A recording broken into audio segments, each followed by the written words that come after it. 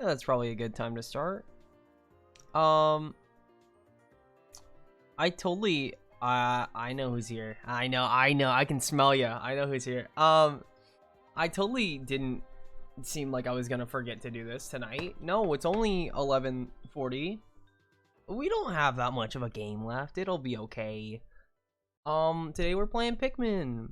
And then maybe... Oh, never mind. No Pikmin. Pikmin dead. Pikmin gone. I wonder if the audio will work. Let's see. No. The answer to that question was no. Oh, yeah, I would love a new update, actually. Thanks. The answer to that question was no. Let me try to fix that. I think it's gonna be something I can't fix. Oh, the cough drop just exploded. Oh, I'm dying. Oh god. Oh, I can feel it in my eye. Holy shit. One sec. Oh, 1 sec. I'm gonna put the music back on while I'm working.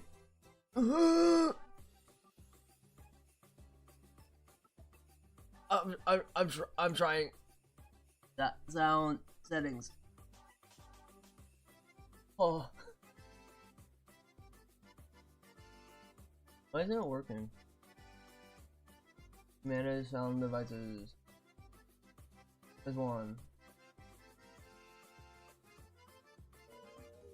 There it is. I don't know why that was disabled. I did know it was you, yes. I did. I could tell. I have a handy dandy little tool. And I saw your name in the viewer count.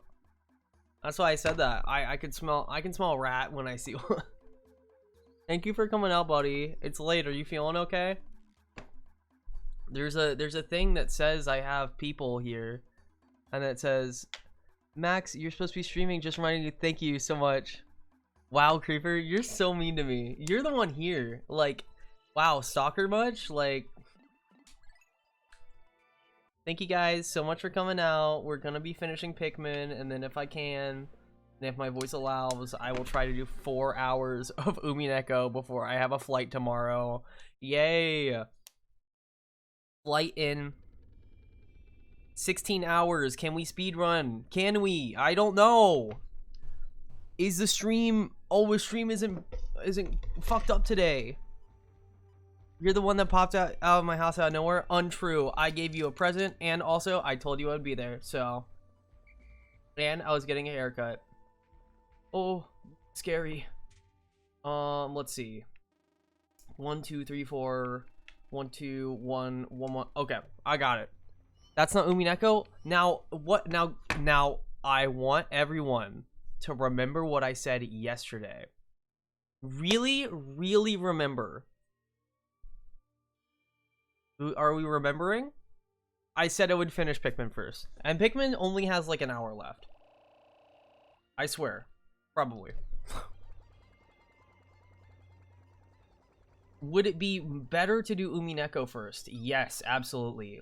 But if I do Umineko first, I'm not going to have a voice for Pikmin. So, we're really losing out there, you know? How the fuck do I play this game? Oh, I got it.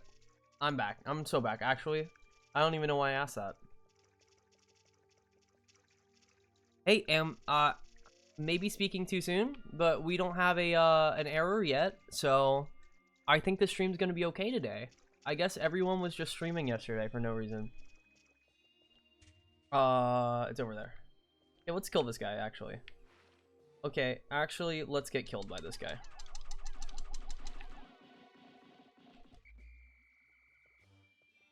Can I lock on? I can't lock on, I forgot. No! No!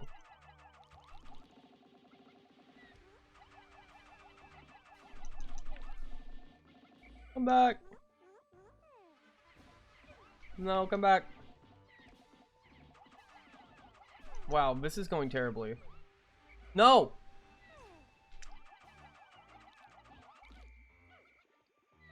Oh my god. Please stop. It's just a single poly whirl. I can't. Wally whirl. Oh my goodness.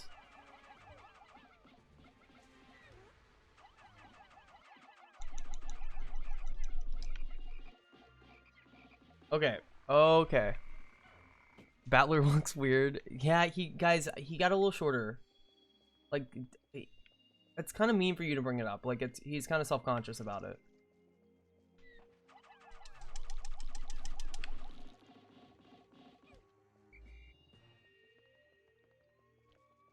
Jump and down, and then you throw, and then we get them, and then half of them die. Okay. Okay. We're all good. Nope, they're still knocked down. Okay. Let's just, yeah, we're good. We're good, we're good, we're good. No, he's what the fuck? They just get lost.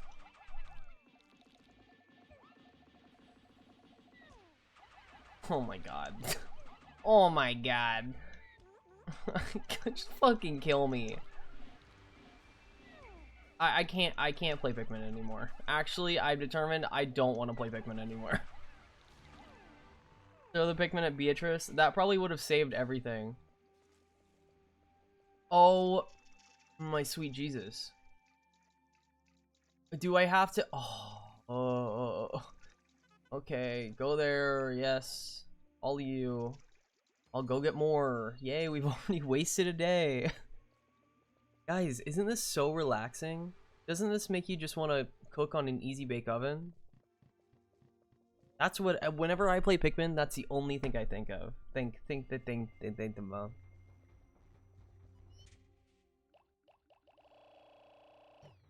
Okay, we'll have no more blue Pikmin after this. Awesome. We're gonna send 10 or however many it takes to get the Wally Worlds. And they're gonna kill us, aren't they? Aren't they going to kill some? Yes, they are. They sure are.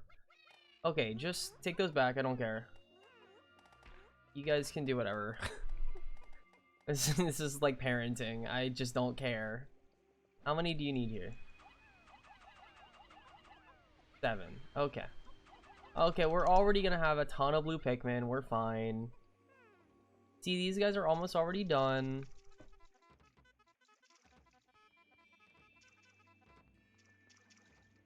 I'll just keep one little guy with me. He'll be my best friend. We'll go on so many adventures together. Let's get these guys. What's your guys' favorite Pikmin?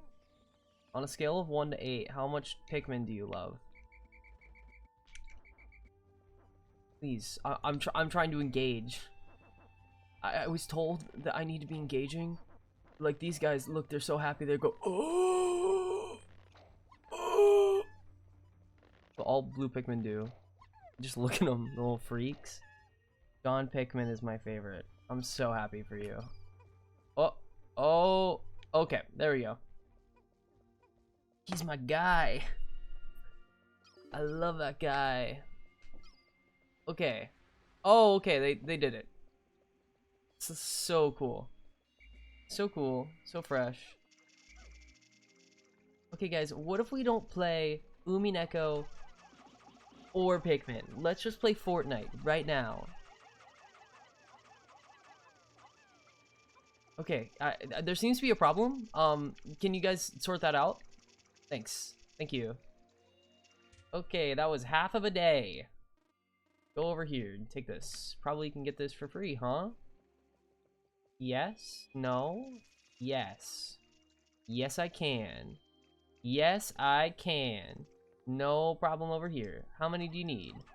Probably 20. 25. Are they moving it slightly? Okay, well, you guys have fun. I'll be back.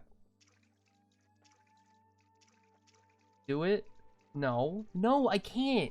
You don't understand. These two, the two people that you're with in the chat, they're like voracious. If I don't play Umineko, they're going to fucking kill me in the night. I'm actually like, I worry for myself because It's been 2 years now. The bated breath. They've been waiting for this ending. If I play Fortnite, like, sure, it'll make me happy, but what about the long-term consequences? I've only got a little bit more time in the year to play games, and am I really gonna spend it on Fortnite? No. The answer to that is no. Okay. Oh, it's my Zirconium. What was my voice for him? It's been so long. It was my Zirconium rotor. This is made from rust-proof zirconium, which is particularly suited to making spaceship parts. I had to pay a lot of extra to have this installed, and I suspect the mechanic overcharged me. Okay, man. I'm kind of stupid. A little bit. Just a little. But I'm still silly. I'm a silly little guy. I just love walking around. Love letting my Pikmin die. It's my favorite thing, actually. I've killed at least like 40 Pikmin today. Now, if I just keep doing this, they'll come over here faster.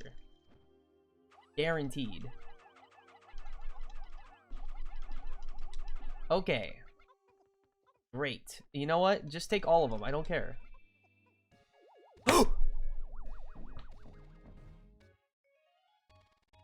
Oh, I didn't even get it yet.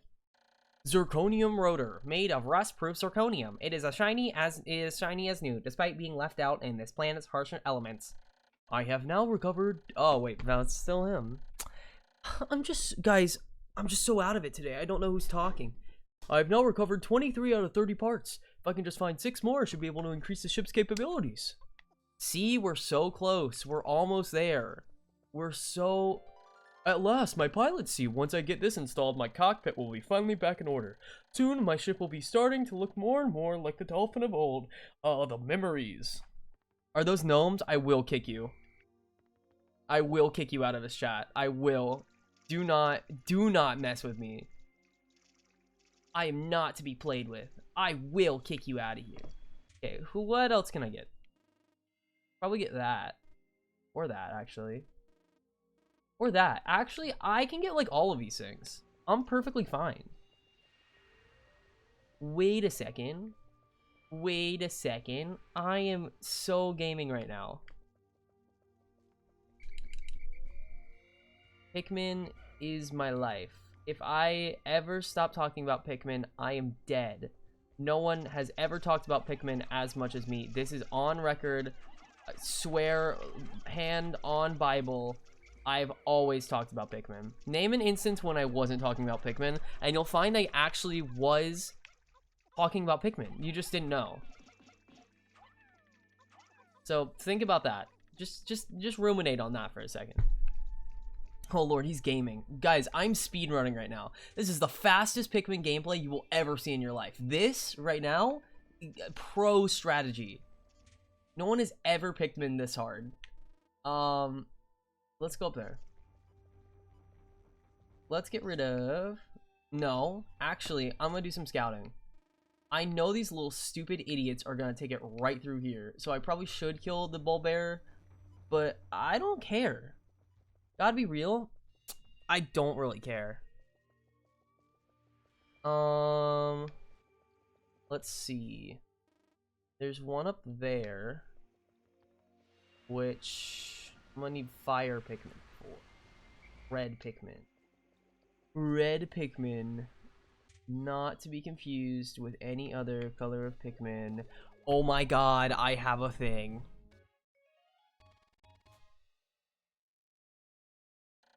Repair type bolt. This looks like an ordinary bolt, but it is actually a repair robot. I have now recovered 24 out of 30 parts. If I can just find 5 more, I should be able to increase my ship's capabilities. I don't believe him. Just kidding. See, I told you, I'm gaming so much I don't even realize how much I'm gaming. Pilot seat. Picturing this in the cockpit, images of me lifting off into space begin to fill my taxed brain. It fills me with inspiration once again. I have now recovered 25 out of 30 parts. If I can just find 4 more, I should be able to increase my ship's capabilities. Guys, we don't even need the other 3 parts. We're already winning. 5 parts. 5 parts. We're literally gaming right now. Wait. Wait, what's happening? Is that a boss? Where? Just kidding? Okay.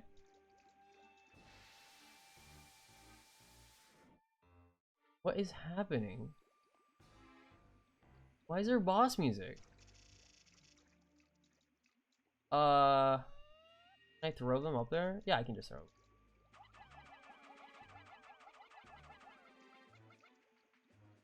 Is there a boss at my home base? No. No, no way.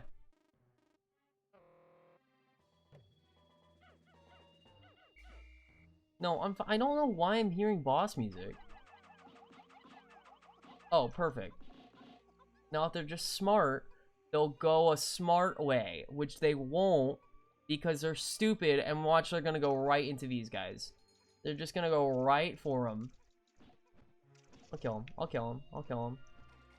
Nope, nope, nope. Watch. Look at me. Look at me. Look at me. Look at me. I'm over here. Look at me. Yes. No. No. No. Bad. Bad. Bad. Look at me. I'm here. Look at me. I'm so cool. I'm the coolest thing that you can even breathe. You can't even understand. You can't even comprehend. You're stupid. You know, I was a diversion the whole time, and you can't even come on land. Fucking idiot. Uh-oh. Hey, hey, look at me. Look at me. Don't look over there. Don't look over there. Look over here. Look up. I found my #2 Ionium jet. It's easy on the eyes, and its fuel efficiency is on the budget. Look over here. Look over. Hey, no, no, no, no, no, no, no. Look over here. Don't look over there. Don't look over there. Hey, I know it's really, really interesting, but you gotta look over here. You gotta look over here. There's no reason to look over there. There's literally zero reason to look over there. You gotta leave it alone. You gotta stay over here. You gotta look over here. No, you really don't want to go over there. That's the thing. You really, really don't want to do that. That's the thing. Okay. And they're gonna go right for the bull bear. Yeah, they're gonna go right for the bull bear. Yeah, I thought so, but you're not doing that. You're not getting shit, because I'm cool and you're stupid. You see that? This is called a pro strategy. There are 3 bull bears here. What the fuck? No, don't go in that direction. I'm gonna have to lead them away. Look at this. Now I have to play catch up because they're no. Do not do that. You do not want to do that. Hey, it's my #2 Ionium jet. It's boasting with excellent mileage. It'll be easier on the budget. And keep your spouse smiling and keep your house smiling. It's the #2 Ionium jet. It's the get the fuck out of here. We gotta go. Okay, well, that was not fun. We moved it closer. That's good. So we just have these 4. What time is it? Maybe I should put them away. Maybe. Okay, here's what I'm gonna do. Right? I'm gonna leave 17 out. I'm gonna put the rest back. Let's take 20 with us. We'll just keep track of them. 20. There we go. Okay, so these guys are gonna come with us. Is there anyone left behind? No one left behind. Okay, so what we're gonna do is we're just gonna quickly go around this side. Just real quick. And we're just gonna move the other thing a little. Actually, no, that's what we're gonna do. That is what we're gonna do. We're not gonna get sidetracked. Because we just have a little bit of time. I probably need yellow Pikmin. I probably need... No, it's fine. Let's not worry about it till we're over there. I don't know what it looks like. You don't know what it looks like. No one's played this game before. 15? Where are the other 5? Oh, brother. I don't care. Okay, we're losing 5. It's their fault. They shouldn't have been left out. It really is their fault, and that's kind of on them. Oh, actually,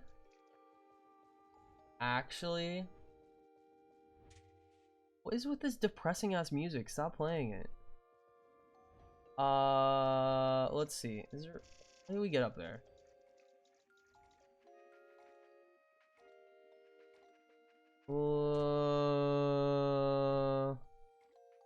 Do I need yellow Pikmin? Yes. The answer to that question is somehow yes. Okay, well, those other Pikmin are dying. I'm so sorry, 5 Pikmin. Your loss will be just, like, for nothing. Like, it's not for like a greater purpose. You're literally just dying, actually. Oh, okay. Oh, yeah, of course. Yeah. No. Of course. Yeah. No, it's all good. Let's just hunker down. Because there's no way we're getting these guys over here. By hunker down, save the Pikmin. Too late. They're dead. Watch. I'm gonna make you watch this, actually. Because I don't care. I've separated myself from it. They knew what they were doing when they separated from the pack. But, like, you're gonna have to watch these 5 Pikmin die. This isn't for me. This is actually for you to make sure that you understand that this is your fault. Oh, no? Oh, but yes. But it's that little guy's fault. He shouldn't have been there. Oh, that's really sad. Max? I am sorry. I need 5 more parts, and time has grown short, but I must not flag my search. Even I cannot recover every piece absolutely necessary. How many days left? 14. I don't know why he's even saying that. The coping is off the charts. No, I would never. I don't cope. I would never cope. Okay. How are we gonna deal with the 3 giant ball bears? How are we gonna do it? I don't know. I was hoping to just ignore the situation, to be real. How many red Pikmin do I have? Oh, I have enough. Okay, elite task force of 100 red Pikmin. Most of these guys are not making it out of here alive. Do not get attached to any of them, except for this one. This is the only one that you can get attached to. Please make sure to watch him, because he will definitely not be dying today. Ready? This is so stupid. Actually, should I don't even know what to do here. Can I? Oh, maybe I should. No. I've just determined it's not worth it.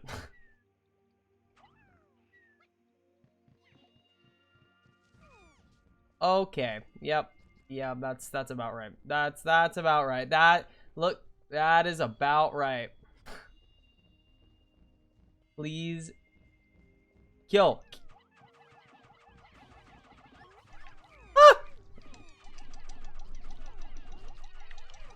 Okay, see that? We're down to what? 93? Normal amount of Pikmin loss. Now this is actually pro strategy. We're only losing about 400 Pikmin. We're only losing all of our Pikmin supply. See, and what are we gonna get back from it? We're gonna get like maybe not even half of that back. See? And that's how you play Pikmin. This is so the correct way to play Pikmin. What is this? 0 loss playthrough? No way. Okay, you're bait. Go out there, bait. Interesting. Come on, bait. Okay, bait lost. Bait did its job a little too well. Now I'm bait. Okay. Fuck these guys. Okay, well, I could have stopped that.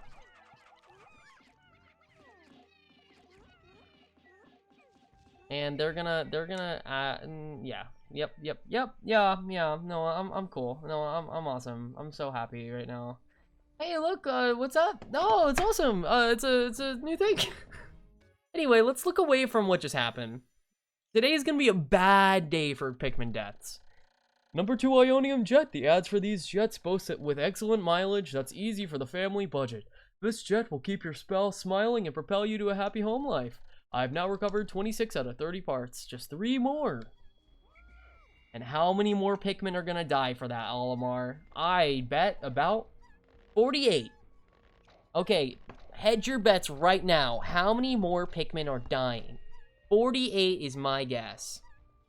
Now imagine my ass playing Pikmin 2. It's just gonna be so sad. What do I mean? This is pro Pikmin gameplay. I can't even fathom. 186? No. Not possible. He's just sleeping by all his dead little babies. That's so cute. I don't think the eyes... Do the eyes do extra damage in this game? I don't know. Okay, they're just having a fun time. I can't handle more death? Well, get ready. Because we're sure about to have death right now. Okay.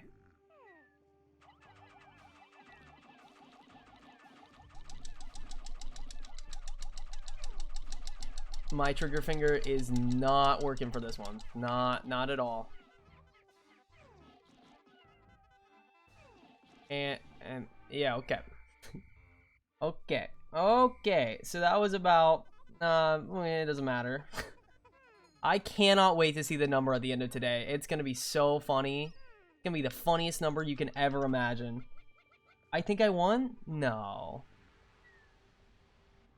Okay, we lost. What was that? Okay, we can kill him here. We can kill him. Okay, he's got one. He's got one. He's got one. 23 is closer to 1 than 48. That's true. Maybe. Oh, God. Well, he's dead. They're all dead. No, that's not my fight.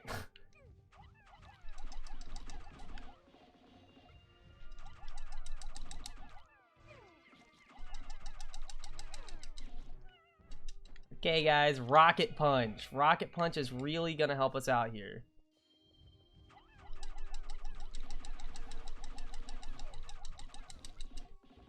Whoa, okay. Okay. That one was not that bad. I don't know. I don't care what anyone says. That one was not that bad.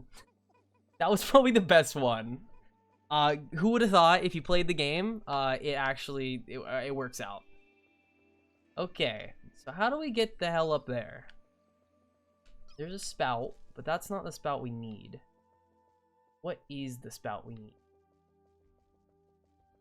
It's the spout we deserve, I should be saying. Go over this way?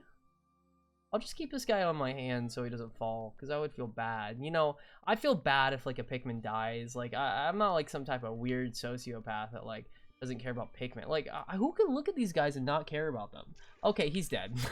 Okay, he's so dead. I'm so sorry, little guy. Come on, over here. You got it.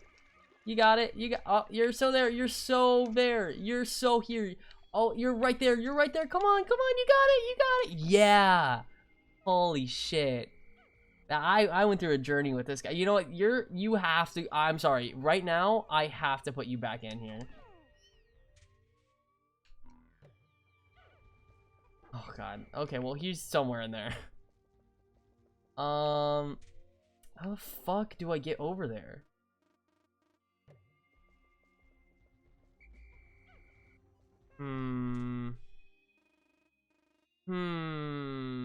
Okay, I say we fight that guy. We're missing some. Where are we missing? Oh, they're just over there. Now, I think this guy's gonna be easy. I know what just happened, but I think the funny bug guy is easy. They're all bugs, Max. Shh. Don't contradict me myself.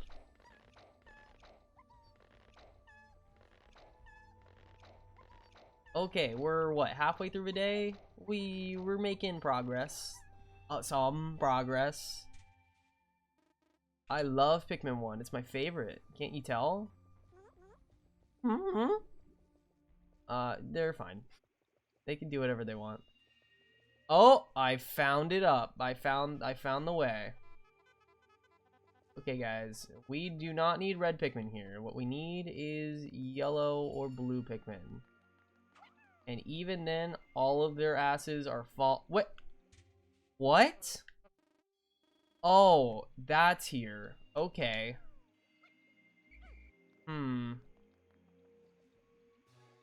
Oh, you're so dead. Did you fall down here with me? You so did. Okay, guys. You work on that. I'm sure eventually we'll save you. Let's trade out for some yellow Pikmin. What is that sound? Actually, I'm going back to my original plan. I'm killing this guy. See, they're making it up. They'll be fine. I'm sure Pikmin 1 pathing is a-okay. Oh, see, we're so ready for this guy. We are so ready for this guy. He does not know what hit him. Rayman, turn around. Turn around. Hey, guess who's here? It's me. Oh, oh, oh. Uh-oh. I thought throwing one would work. I haven't played this game in a while. Oh, are we one shot? Holy fuck. Okay, well, I guess that didn't matter then. I've discovered the bowsprit. With this piece installed, my ship should regain some of its sleek shape. Okay. Okay. Guys, we don't need more of you. We don't. I know I just killed about 20 of you, 30 of you, but we don't need more. So get over it and come on with me. We can beat him down. No, we can't. Oh, the damage to my spacesuit is approaching its limits. Ow! The fire. Oh, is that gonna happen the whole time? Can I drink nectar? No, I can't. No way.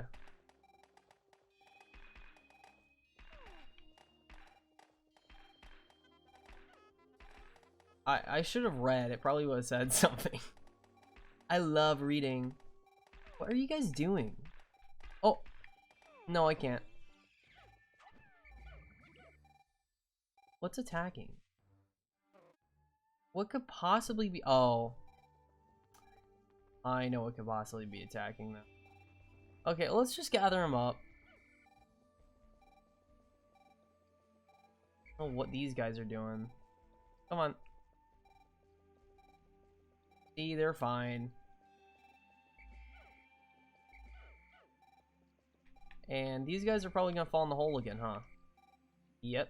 Yes, they are. Okay, well, they're fucked. They're cool. That's a lot, though. Let's get these ones. Ooh, I love low health sound. It's my favorite. Aren't you guys so ready? We're so close. We've only been streaming for 30 minutes and we only have 3 more things to get. That means a whole other 4 hours of the stream for Umineko that my voice won't be able to hold up for. Okay, let's get some yellows. Done. Grab some yellows. How many yellows do we have? We only have 15. Okay. Well, that's fucking stupid. 4 more hours. Yeah. Ah. Okay.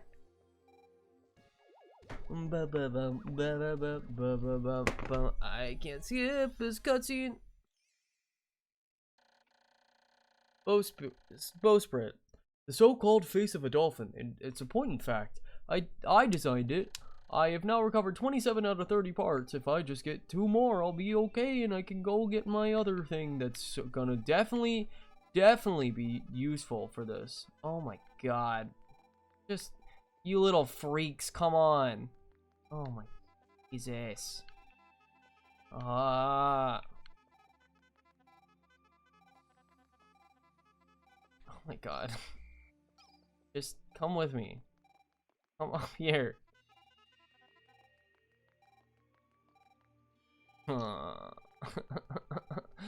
Oh my god. Whatever. How many of you do I need?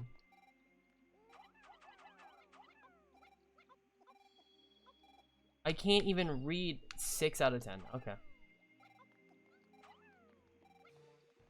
I can get a couple more.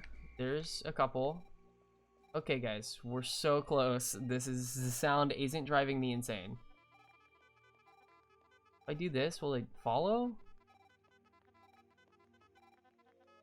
Oh, they kind of do.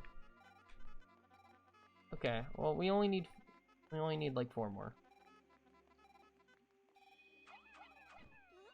What the fuck? Okay, 1 more. I need. Oh, just kidding. Okay, there is 1 more place we have to go. Literally 1 more place. Okay, here's what we're gonna do.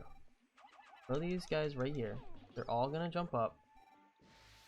Go over here. And of course you guys go down there. Thank you. I love you, Pikmin. I love you so much. You're so awesome. We literally cannot afford to lose any yellows is the problem. So the rest of you go here.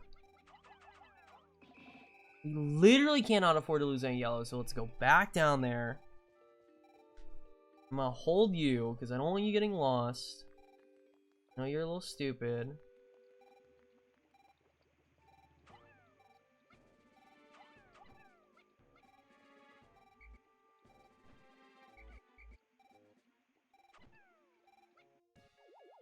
Whew. We have one more part to get. Holy shit. UV lamp. This handy light is great for tanning, but it doesn't seem to have any relation to the dolphin's flight capabilities. I doubt this will affect my escape from this planet. Perhaps there are other parts like this as well. I hate you so much, Olimar. I've recovered 28. I just need one more. So that's one more day. Okay, I cannot see. I can't see. Oh, there we go.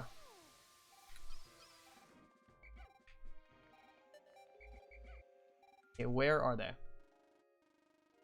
Oh, we gotta get over there. We gotta get over here. Holy shit. Go, go, go, go, go, go, go, go, go. Go, go, go, go, go. Get them.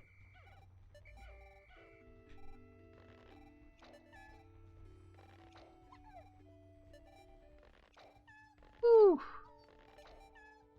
Just right there. Right on time. Okay. Let's just go to sunset. Yes. Boom, boom, boom, boom, boom. Boom, boom, boom, boom, boom. We're so there. We're so there. Come on. Oh, this is stressful.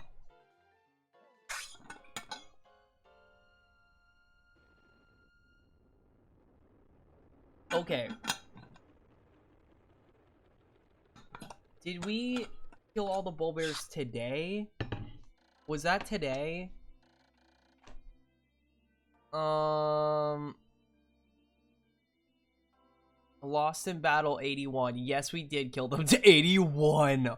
Holy fuck. I can't believe we lost 81 today. That's crazy. Okay, there's only one part. See how close we were to the end of this game? We were right there. I just couldn't play Pikmin anymore when I was playing it.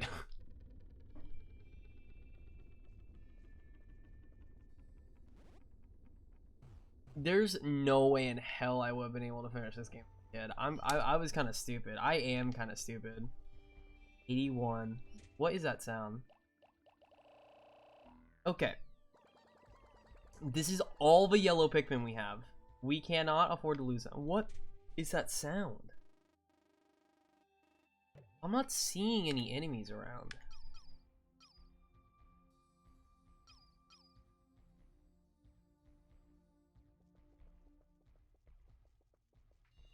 Oh, it's the boss probably spawned back. I don't know why. Don't know why. Let's just go super zoomed out. And let's just ignore this guy. Let's just kind of ignore him. How the fuck do we get over there, though?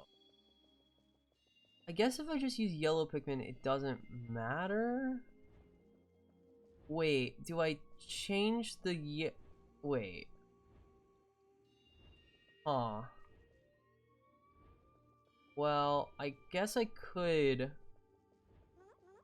throw the yellow Pikmin up. Okay, there's one.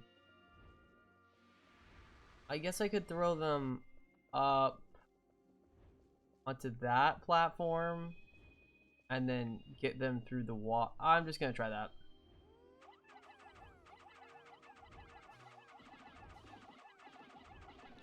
Okay. You guys have fun. Uh-oh, we're drowning. We're all drowning. Oh no, we're all drowning. We're all drowning. Okay. Now we're all here. And let's just move this.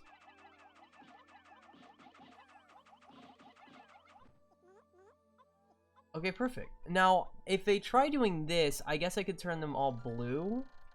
I found my Chromos reactor. Using this strange new technology, this machine is able to warp space-time continuum and turn it into energy. I'm constantly amazed at how the mysteries are locked inside parts of my ship. And they take it down because they're stupid. Okay, and now they're gonna be like, well, we don't know how to get out of here. How do we get out of here? Oh, wow, they're gonna kill him. And now they're drowning. So we go over here. Call him. Call him, call him, call him. Come on, guys. Guys, you're so stupid. Okay, we only have 26 yellow Pikmin now. Now, guys, please get out of the water. Please, you're right here. You're actually stupid. Please, just come over here. Oh my god, I don't care. There we go, disband. How the fuck did you survive that?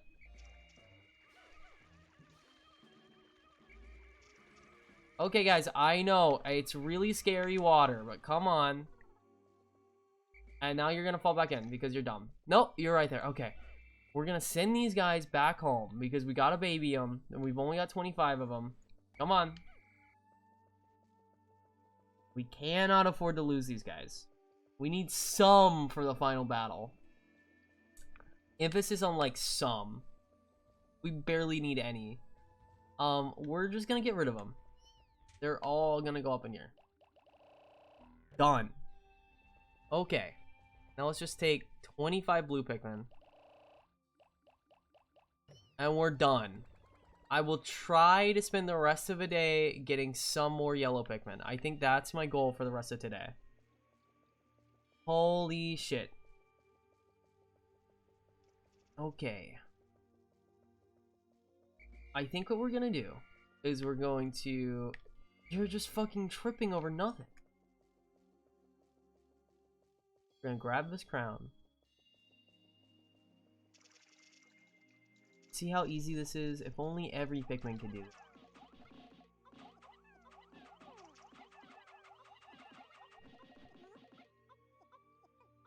I knew we would lose some on the way. By some, I mean one. So, let's get a red Pikmin to destroy this. Or could I destroy it? Looks like I can. What I might do is just do it myself.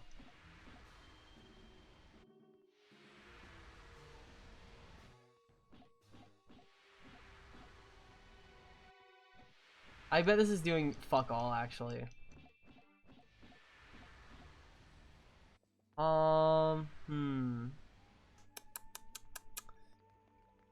I could, I guess I could just kill this guy. I'll probably get some. There, that's probably enough. He can't really do anything to me, so.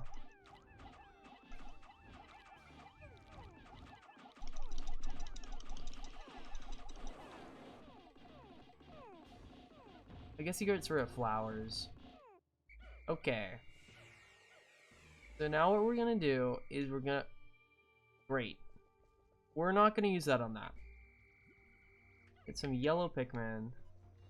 And they're just gonna take that. 1, 2... Yes.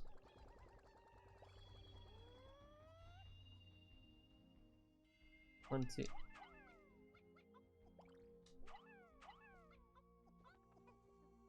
So charming. So why are they not back with the thing yet? That's kind of worrying. Oh, they're back. Never mind. Just kidding. Just kidding, guys. It was a joke. They're actually back right now. No, I can't have any yellow Pikmin staying behind because I need them to pick up this 10.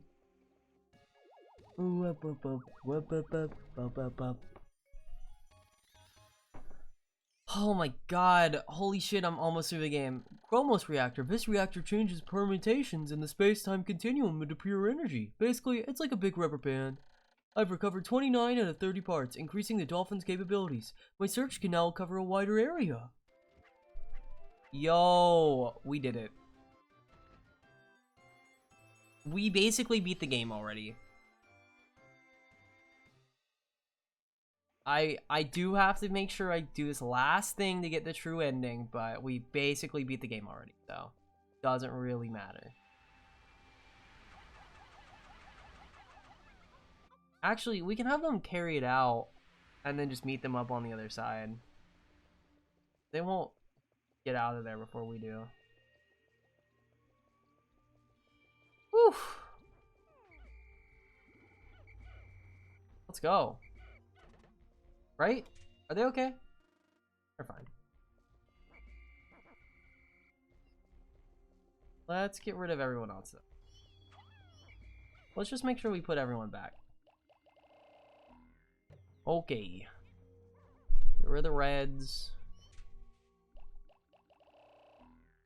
Chill Pikmin time. Very, very chill Pikmin time. We're all happy. We're all super happy we get to read Umineko soon. We're definitely going to get through a lot of Umineko and not have another year for the last 4 hours of that. For that part. No siree. We're definitely going to get through it as fast as possible. We're going to speedrun Umineko. Where are they? They're over there. Why are they over there? Sure? I don't know you're I don't know why you're saying that. We're literally gonna get through it. Literally. Hey Siri.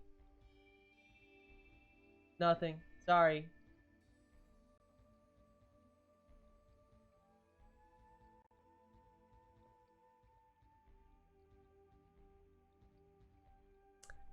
I just wanted to see if I had any notifications on my phone. I didn't know how to turn it on. It's all the way across the room. Oh. Nope, that's not for you. That's for us. You're still all red. No, no, no, no, it is not red.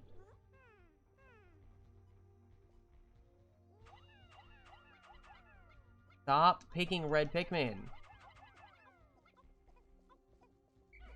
Where are you going? Where? What are they doing? Are they stupid?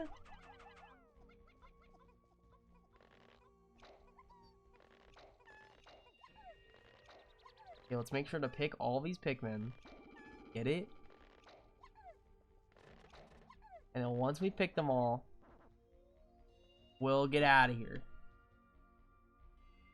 Why is it just 10? Don't you get a bonus for doing the same color?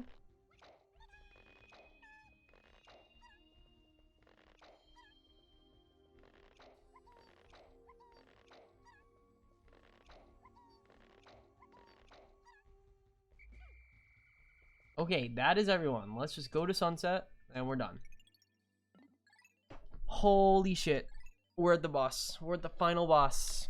Right now, this is the final boss. 18 days since impact at last, but a single part remains. Since I've recovered 29 of the missing parts, the dolphin's power is near capacity. In 4 steps below, I see a region where the final part must lie. Clearly, this is my final trial. My life support fails in 12 days. Courage! We only lost 6 today. Save. Okay. Let's go. Yes. The final trial. The final trial. Oh, scary. Scary music. Okay, what do I do here? Let's take some blue Pikmin. Are there any enemies? I don't think there are. Take like 50. Figure out what's going on here. Okay, that was a good move, actually. Let's get them started on here.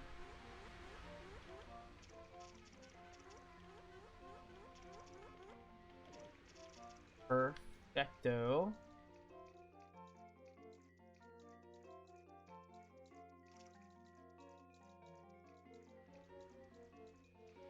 Can I just get them started on here too? I totally can. Cool. I'll just need some bombs. So I send my fire Pikmin up there. Oh, I see. I don't see, actually. This music's kind of going crazy. Okay, so if I go this way, I can get bomb rocks. Okay. I see. I see. So once I get this up,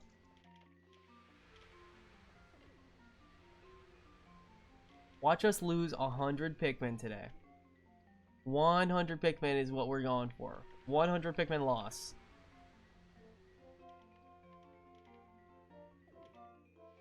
Okay, cool. So we're gonna take you guys, put you over here, put you to work.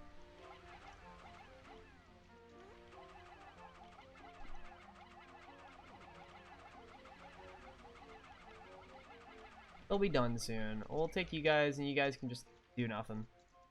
You'll be safe. Don't worry. I'm putting you away. Okay, let's get some yellow Pikmin. I don't know, like about 10. Oh, that's nice. They give you the flowers to change them if you need. Let's toss you guys over here first. Okay, well, you're stupid. Come on. Come on. Come on. Okay, come on.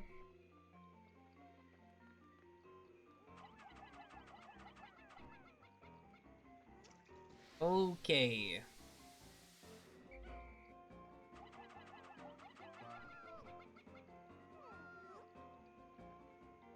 Okay. Oh, there's one more in there. I see it. You can get it. Yes, of course. Send the bomb one. Yes. No, that's exactly what I wanted to do.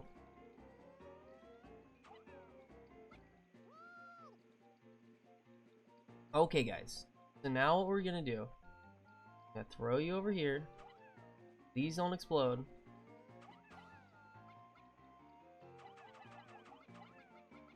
Okay.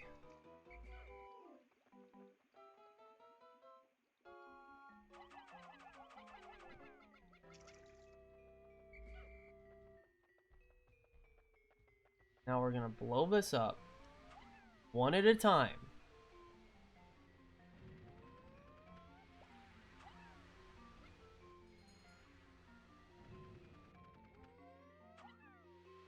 Whew. Okay, well, you're just stupid and you deserve to die. Because literally, what the fuck was that? I'm surprised you survived that. Good job. Okay, now everyone attack this wall. Just kidding, do not attack this wall. Get across the bridge, no one die. Okay. I'm gonna dismiss you all. I'm gonna walk over here. Somehow, I'm supposed to get over here. For spout.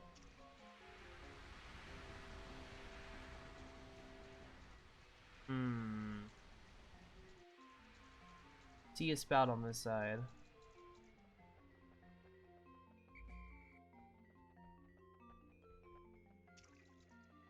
There's this spout. Takes me up here. And there's also literally just a ramp. Cool.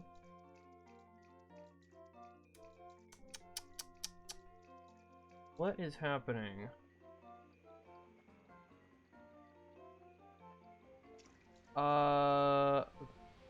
What? How do I get up there? I need to direct them, don't I? Will they just jump up there? No way. No, they can't. Oh, no, they can just push it. Oh, okay.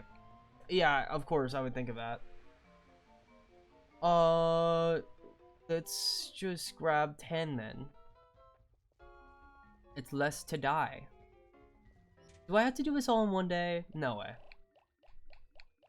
I can probably just do this part in one day and then the next part a different day.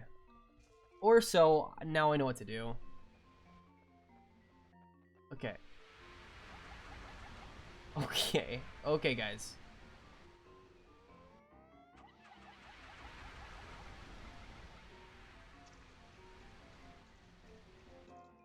Okay, please do not kill yourselves immediately.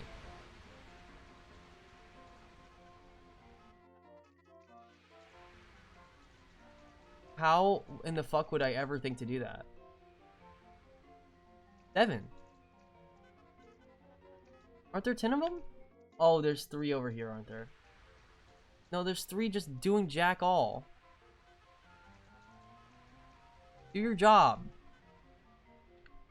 Guys, I'm not playing around. Just do it.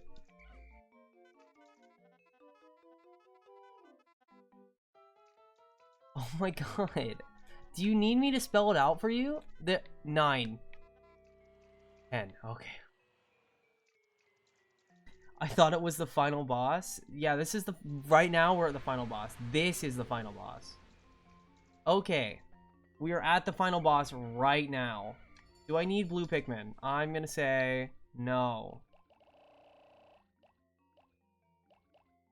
I'm gonna say no, we don't need blue Pikmin. I'm gonna say we need all red Pikmin and a couple yellow Pikmin.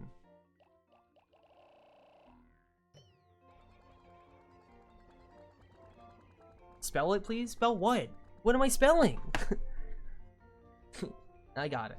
I know. I remember what I said. This is the one moment I know what I said before.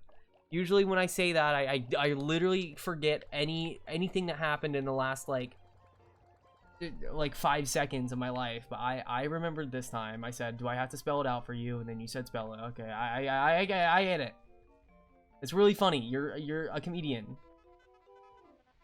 I hate this game. I hate it. Please. Walk normal. No. You deserve everything that's bad. I'll do this. I'll do this. This is so stupid. I'll do it. Why? Why do you fan out as such? I have to spin you first before you can understand. Good Pikmin spin. Bad Pikmin do not spin. Okay. And you're tripping. You're tripping. I totally know what to do here. Okay, guys, ready? There's probably bombs somewhere. This is gonna fucking suck. Oh, no, come here, come here. We're gonna need these 10. Of course, they're flower Pikmin too. Okay, ready? Ready, guys? So ready for war.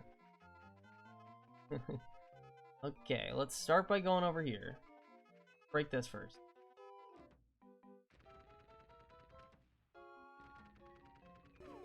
He doesn't see us. He doesn't see us. We're good. Okay.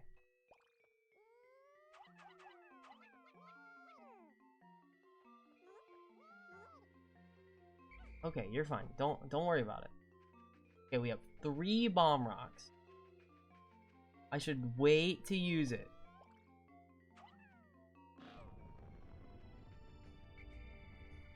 Holy fuck. I don't even know what to do here. You gonna do like a suck vacuum? Oh no, it's just gonna do a tongue. Okay.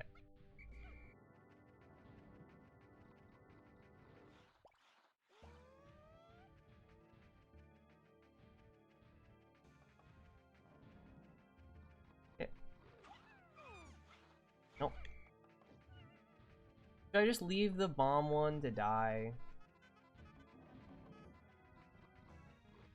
I think what we do is just we leave a bomb one to die. No, don't look at us. Look at the bomb. Right by himself. He's so... by himself. Oh. Got him. What? That was a bomb, wasn't it? What the fuck?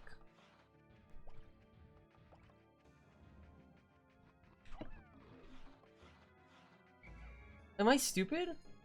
Yes. Don't answer that.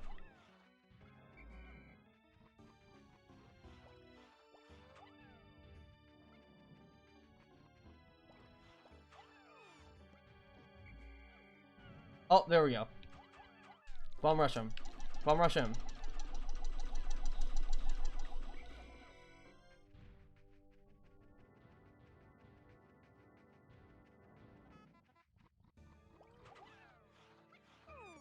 Got him. Okay, I don't know why the first bomb didn't work, but whatever.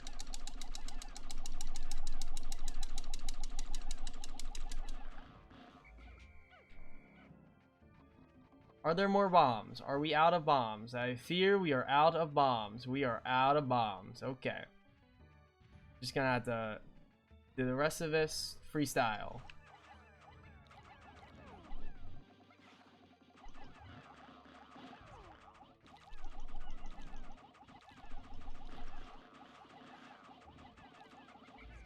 I fear this is going poorly. I don't know why I would think that.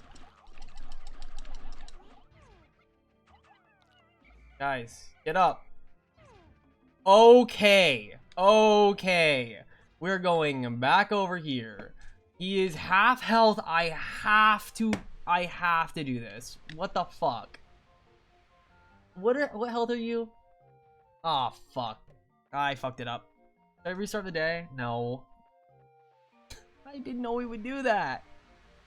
I didn't know he would do that. Do I have time? I can sure try. Oh, brother. There's just no more bombs is the problem. Okay, guys. Totally cool. You all die. I don't know what to say. It was an honor. It was a pleasure. We have no time. There's no way. Okay, maybe I should just wait. Actually, at this point, it's not worth it. I'm gonna convert some blues into reds. I already have 100 Pikmin. That does suck that you only have 3 bombs. Let's just do sundown. Oh, please don't reset. Please don't, like, completely reset. That would really suck. Look at this sharp drop. He, like, just completely went over all of them, too. It wasn't even, like, some. The final trial. You're really bad at Pikmin.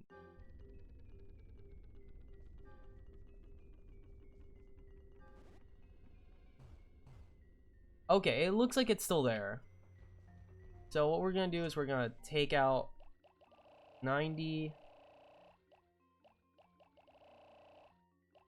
We're going to take 10 yellows. Is there any nectar that we can get? Gonna let them root around, see if there's any nectar. Nope. Okay. Okay, guys. Round 2.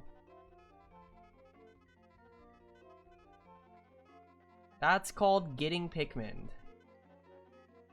Just gotta live with it.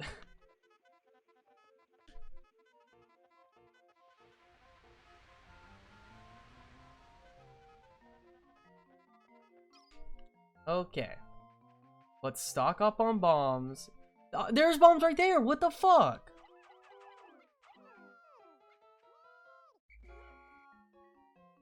Okay.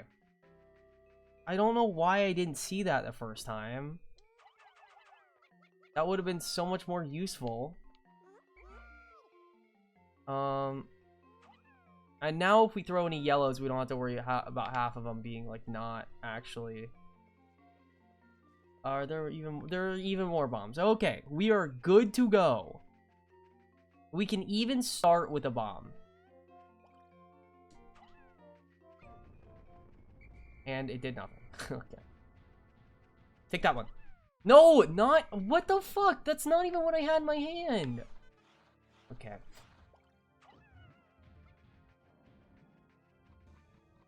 I can't take this game switching what Pikmin I'm holding.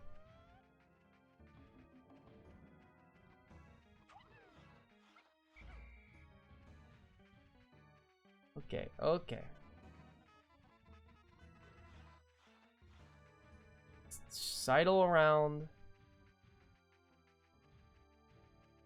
You want this big, juicy bomb Pikmin right here. He is right there. Okay. Oh my god, someone's playing snipper clips. No way. See, already 1/4. Great. That goes along with my theory that if we had just had more bombs, we would have been okay to begin with.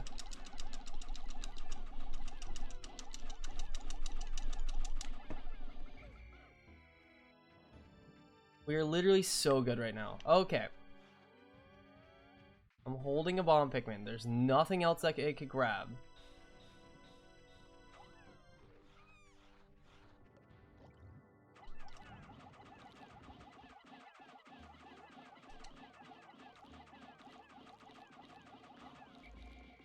Okay, he's gonna do a big jump now.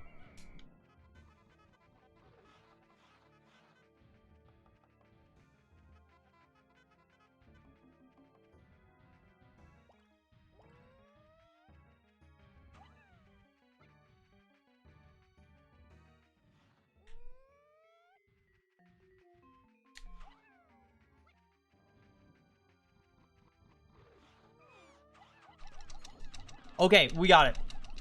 We're winning. We got it. Come on, come on, come on, come on, come on. Just go. Yes, yes. Holy shit. At long last, I found the final part, my secret safe, and it's as full as ever.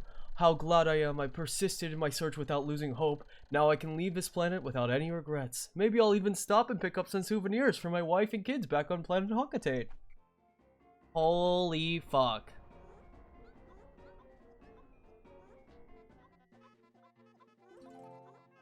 Dude, I don't even care. We're leaving. We don't need that. Oh my god. And this, kids, is why you always prepare before you do something. Because you never know. Never do something if you don't think you have enough time. Or if you suspect you may run out of time. Man, I think I want to make some popcorn now for Umineko. Because now I'm so doing Umineko. We literally finished 2 games in 1 day. In 2 days. Okay. Umineko is happening. After this short break. Holy shit. I feel amazing. Is this what I'm like crying? Is this what games do? Is this gaming? Am I gaming right now?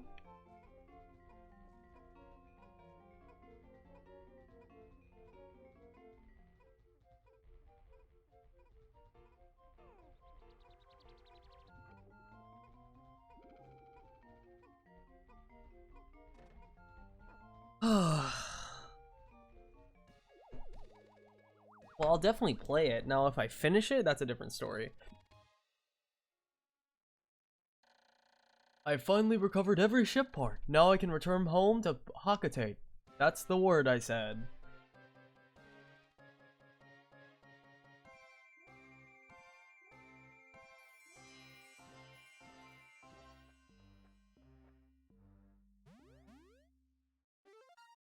Yay.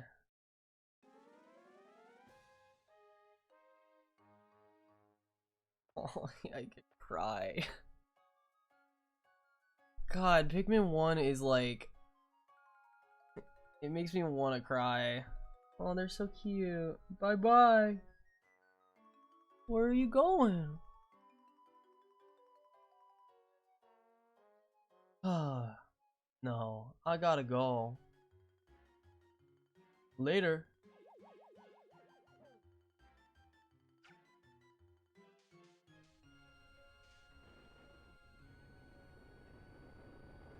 Bye, Pikmin.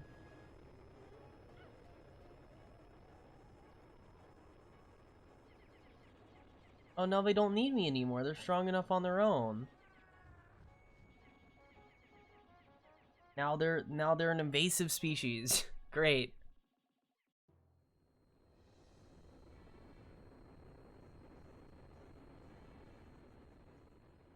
Oh, look at all the onions.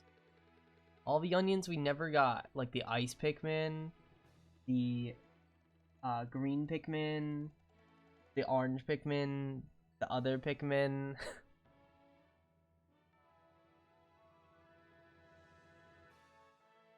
Yay! Pikmin!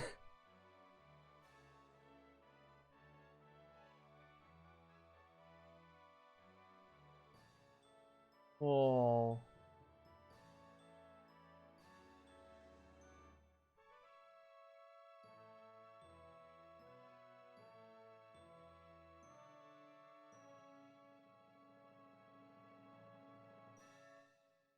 Awesome.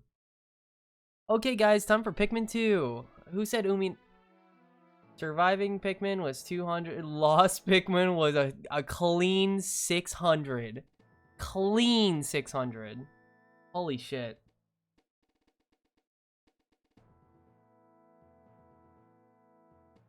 Whew, 600 Pikmin lost is crazy.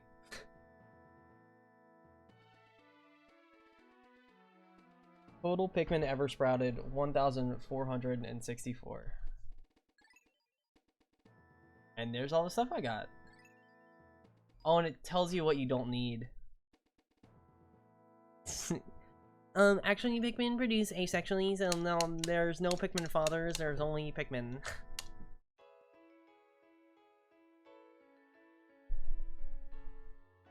Now a realistic picture of the Earth. To be continued in Pikmin 2. Whoa, that's cool.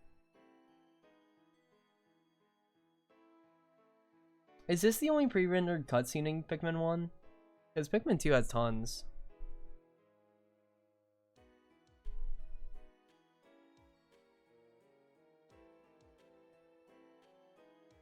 What a cool game. Casualties of war, true. Never to come back. Oh my gosh. Okay. Let's say I go get popcorn. We get ready for Umineko. I probably can't do half of the characters' voices. If Maria shows up on the screen, I will scream. This is our last chance, guys. Do you want me to do the voices? I know you do, so I'll just do them. I don't care.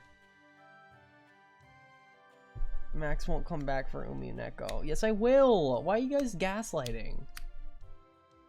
Max. No, that's not me. That's not my name.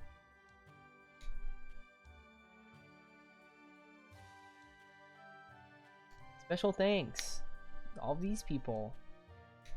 Based on the work of the original development staff. Oh, I see.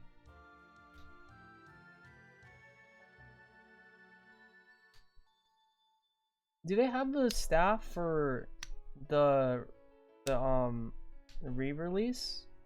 Was that part of it? I'm stupid. I wasn't paying attention. And you.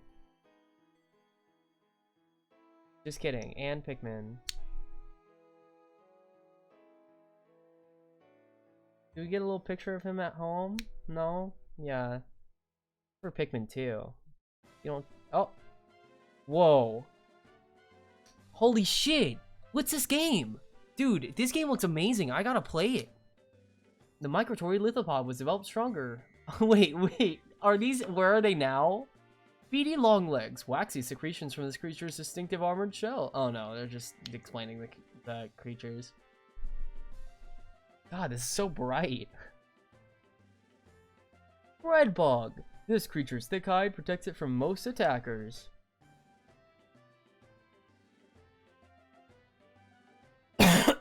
Burrowing snagret. The blue issue of its feathers distinguishes it from the burrowing snarrow.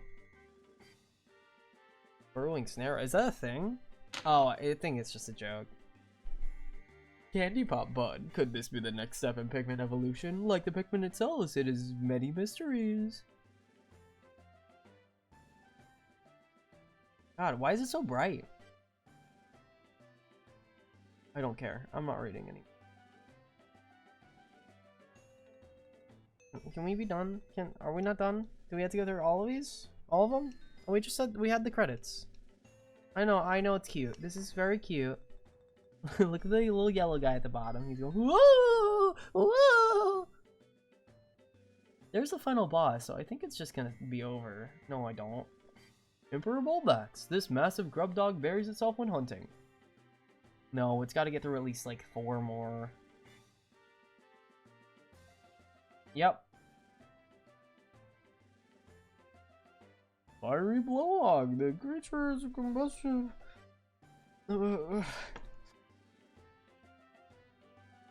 Skip. Gulix. The watery gelatinous membrane contracts. Is this a good time for popcorn? I bet if I leave now, it wouldn't even finish. I say that, and as soon as I leave, it would stop.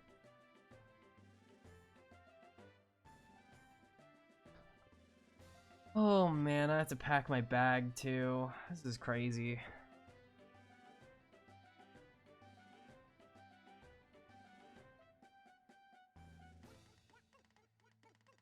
Oh, they just changed the lyrics of a song. We're so not done. Mamuda.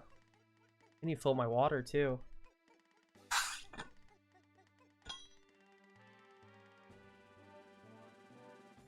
Okay, guys. Entertain anyone that hangs out, because I think this is gonna go on for another 4 minutes. So I'm just gonna pop the popcorn. I'm gonna start the popcorn. And we'll see. I don't know. I would end on Petal Posey. It may end on Pikmin. Okay, I'll be right back.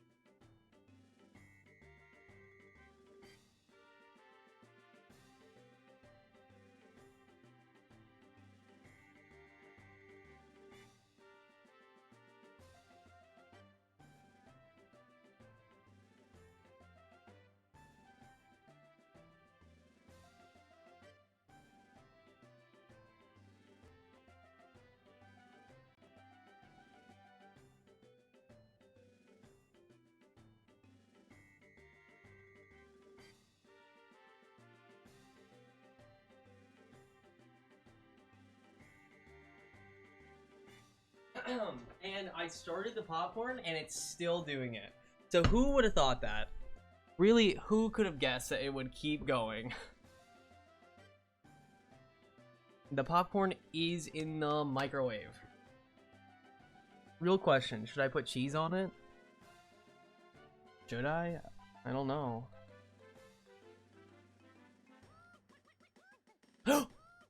Okay, the music's kind of going crazy now.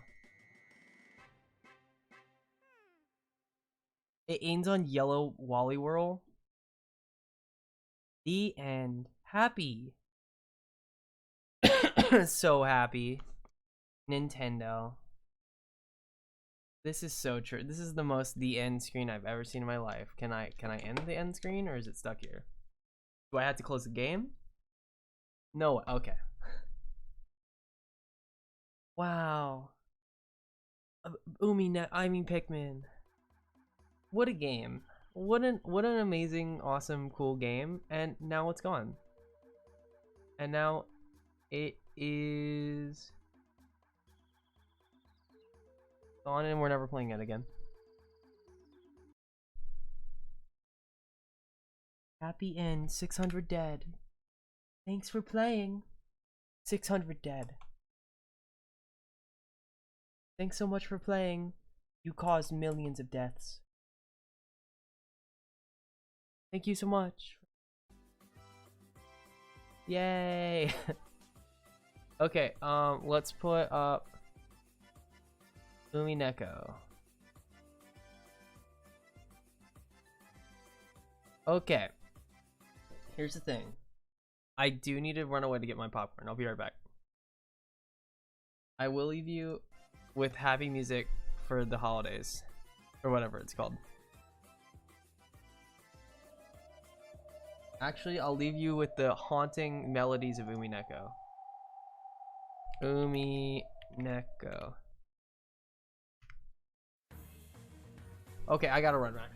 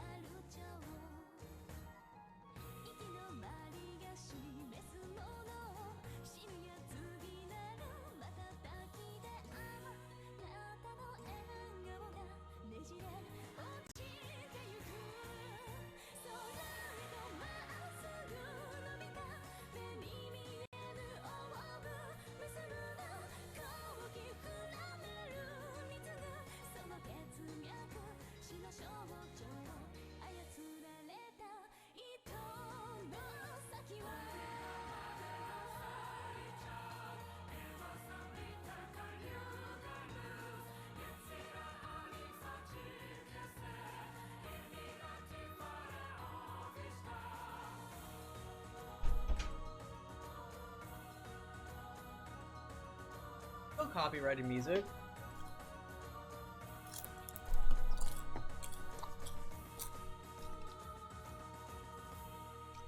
More death, please. Smile.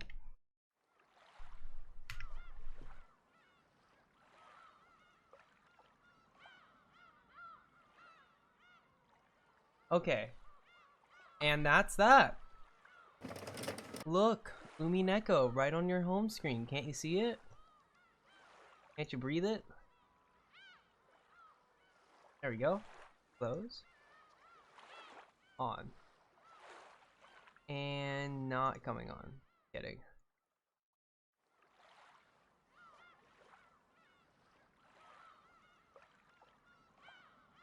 And no Umineko. Oh, there it is. And the cursor. Actually, let's get rid of the cursor. Properties. Capture cursor is not on, so I don't know what is capturing cursor. That's kind of whack. Oh, it's on game capture too, that's why. Capture cursor off. Start. Load. Okay. The two who are close. Is it a little too loud? I don't believe you. It's literally the game is on. Okay, let's move a few things around.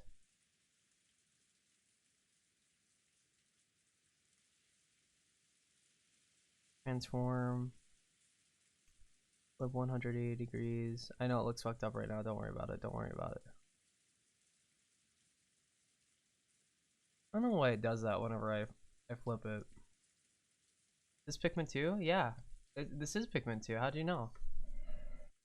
Free costume. Back. Dude, how did you guess that this is Pikmin 2? I'm literally Pikmin 2ing right now. Does that look weird? No, that's fine. And let's just put me there. Okay, that looks fine, right? If it doesn't look fine, I don't care. I'm a tiny little guy now. Popcorn. The uncomfortable atmosphere continued even after those two left. I have to click on here. It was thick with the idea that simply thinking about the culprit's identity would be the same as deciding whom to suspect. It had begun to feel like the discussion of the case was itself taboo. So no one mentioned the case, at least out loud. However, those thoughts were what filled our minds. I got popcorn. All that we couldn't say aloud made our heads feel like we were going to explode. So at least on the outside, the parlor had once again regained its calm mood. Everything was left unsettled. It feels like the rain's gotten a little lighter. Voodoo? Still pouring down. Voodoo. Even if it did stop, there's no boat on this island. But it'd be nice if the boat came quickly tomorrow. I've had enough of this Western Mansion vacation. Mom, when will the boat come tomorrow? Normally, the boat to take them back would arrive at 3 today. They probably sent us a phone call to say they would come after the typhoon passed, but unfortunately the phones aren't working. But they aren't children over there. They were told to both drop off and collect our guests. So they will most likely arrive first thing tomorrow morning. Probably around 9, I believe. It was completely black outside. When I looked at the clock, I realized it had just passed 7. I was starting to get hungry, so I got some popcorn and I started noshing on it. In the kitchen, Kumasawa was cooking enthusiastically. She had laid out a variety of dishes, and while they didn't match the level of Goda's artful cooking, they were still quite gorgeous. I was after client for Kumasawa, who was trying to allow everyone's low spirits with her food. Kumasawa wasn't nearly as talented as a professional cook like Goda, but she was far from unskilled. Let her cook! Please let her cook! On the contrary, since she had been brought up in a fishing village, the simple food she created was sometimes highly praised. Sometimes. Kanon arranged the food Kumasawa had finished creating on plates, under her direction. Kanon had also helped— I'm just gonna say whatever his name is. Whatever I say their name is, that's their name. Helped in the kitchen sometimes, but since he was rarely placed into that role, he was slightly awkward, even though he tried his best. Self-conscious about the fact that he couldn't cleverly arrange the food, Kanon's expression darkened slightly. We could have a hire as though everything was fine. Oh ho, it's arranged beautifully. Kanon-kun, aren't you skilled? If it had been shown on Nason, it would look even more beautiful. Kanon stopped arranging the food for a bit and hung his head. Shannon was the one who had always assisted Kumasawa in cooking. I like Carl doing it instead. I like how plenty of people get killed but nothing changed, even their behavior. Well, if you're...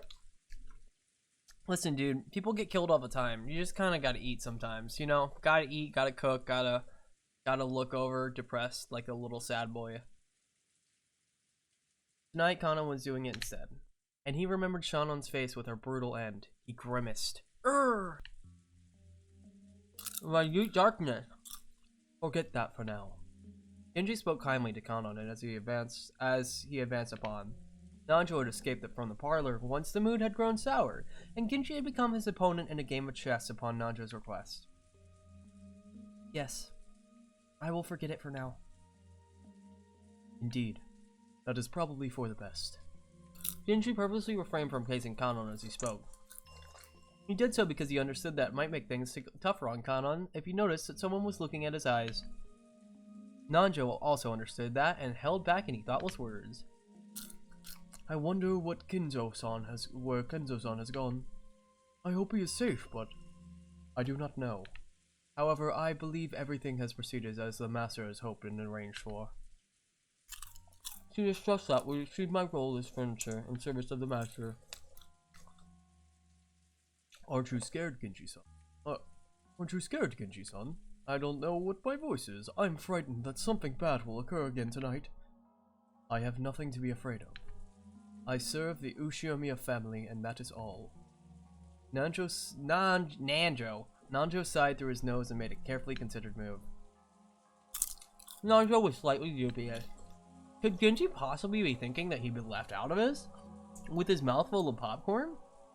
He couldn't even imagine what was happening inside the mansion. But he definitely couldn't deny the possibility that Kinzo had devised something. If you like this guidance attack, please go ahead and open it again. And as a result, 6 pieces were defeated. Could it be that Genji was calm enough because he believed that he alone was on the outside of the chessboard and therefore safe? Nanjo thought about it. Isn't everyone just a piece on this chessboard lined up equally without any exceptions? Wasn't Genji, who had gained more of Kinzo's trust than anyone? No. Who was a confidant in his position on Kinzo's only close friend. Confident in his position. Just another one of the pieces laid out on the chessboard? I don't know. This is fine. I'm really fighting about tonight. I hope that with all my heart that we will be able to meet tomorrow morning when it comes.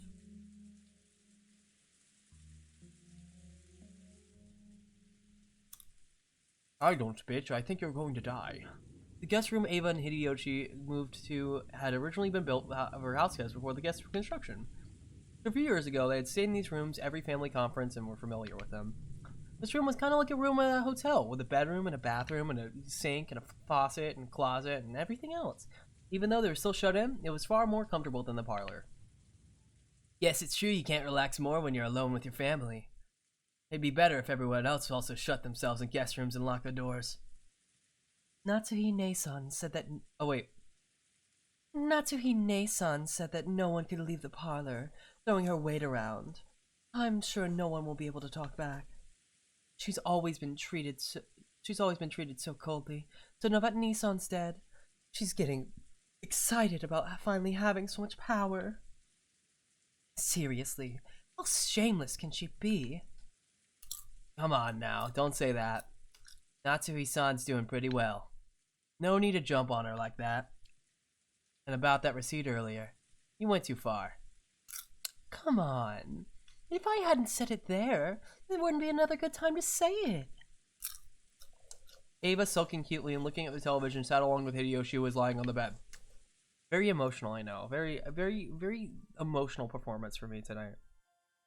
Still, we haven't been alone like this for quite some time. You're right. Come to think of it, both you and I have gotten pretty old. Since George was born, everything's gone by in the blink of an eye. It really has. I wonder if we're too hasty in having a child. Ava's eyes looked like they were staring off into the distance. Yes, she had thought of it as a once-in-a-lifetime chance. Her older brother Klaus had been unable to father a child for quite some time. 6 years passed after his marriage with Natsui without any signs of pregnancy, which didn't please Kenzo at all. He loves babies. He said, please, more babies. Ava herself had thought that, since her name had been moved outside the Ushiramiya register when she got married anyway, it didn't matter whether a successor to the headship was born or not. And then one day, she had a heavenly revelation. Or maybe it was a whisperings of a devil she had listened to and agreed. If she could give birth to a successor first, wouldn't she be able to remain in the Ushiramiya register? Pregnant Kenzo? No! Bad! Bad!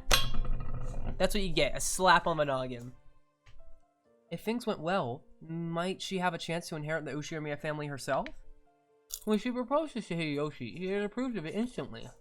This wasn't because Hideyoshi had also greedy thoughts. Good, ow. For Hideyoshi, who had no close relatives, it was a chance for him to feel once more like the long-forgotten thing called family. So when they got married, he hadn't fussed over which last name they were to keep, and quickly agreed to have his name entered into the Ushiramiya family register. It hadn't been easy to persuade Kenzo, but as his daughter, Ava knew Kenzo's personality well. She was magnificently able to keep him, except Hideyoshi as the adopted son-in-law. Looking at Hideyoshi, who had achieved success after starting from nothing, Kenzo might have seen a little bit of himself. He quickly grew to like Hideyoshi and approved of his transfer into the Ushiramiya register. George would eventually become a successor to the Ushiramiya family. They raised him strictly with that purpose in mind. He had been worth their while and grown into a fabulous young man, who wouldn't disappoint no matter where he went. That was why he had not been permitted to fall in love with a servant like Shannon. So when she learned that Shannon was dead and the engagement was now invalid, though part of her had been shocked by the gruesome crime, part of her had also been relieved that her dear George wouldn't have been stolen by some servant girl. A fucking bitch. I have hated Krasnit-san for a long time ago. He was so full of himself, always swaggering around, so proud that he would one day become the head. So I wanted to get back at him. Was that just a childish emotion? But in the end, that emotion guided my entire life. If that had been all, then it would have been fine. But because of that emotion, I got you and George involved. I used you. Ava, don't blame yourself for that. Hideyoshi got up and held Ava's shoulder. She could feel a warm understanding from him. He's already George-nent. No, he's not. Stop it. Someone has to have the baby. We have to have a baby. Damn, he is so swag. Guys, who? She could feel a warm understanding. Do you feel the understanding coming from my hand? Well, I reached the halfway point in my life long ago. But you know, I have absolutely no regrets about how I lived my life. Not one. He's gonna be a single dad, Mom. Stop! George isn't pregnant. No, stop it.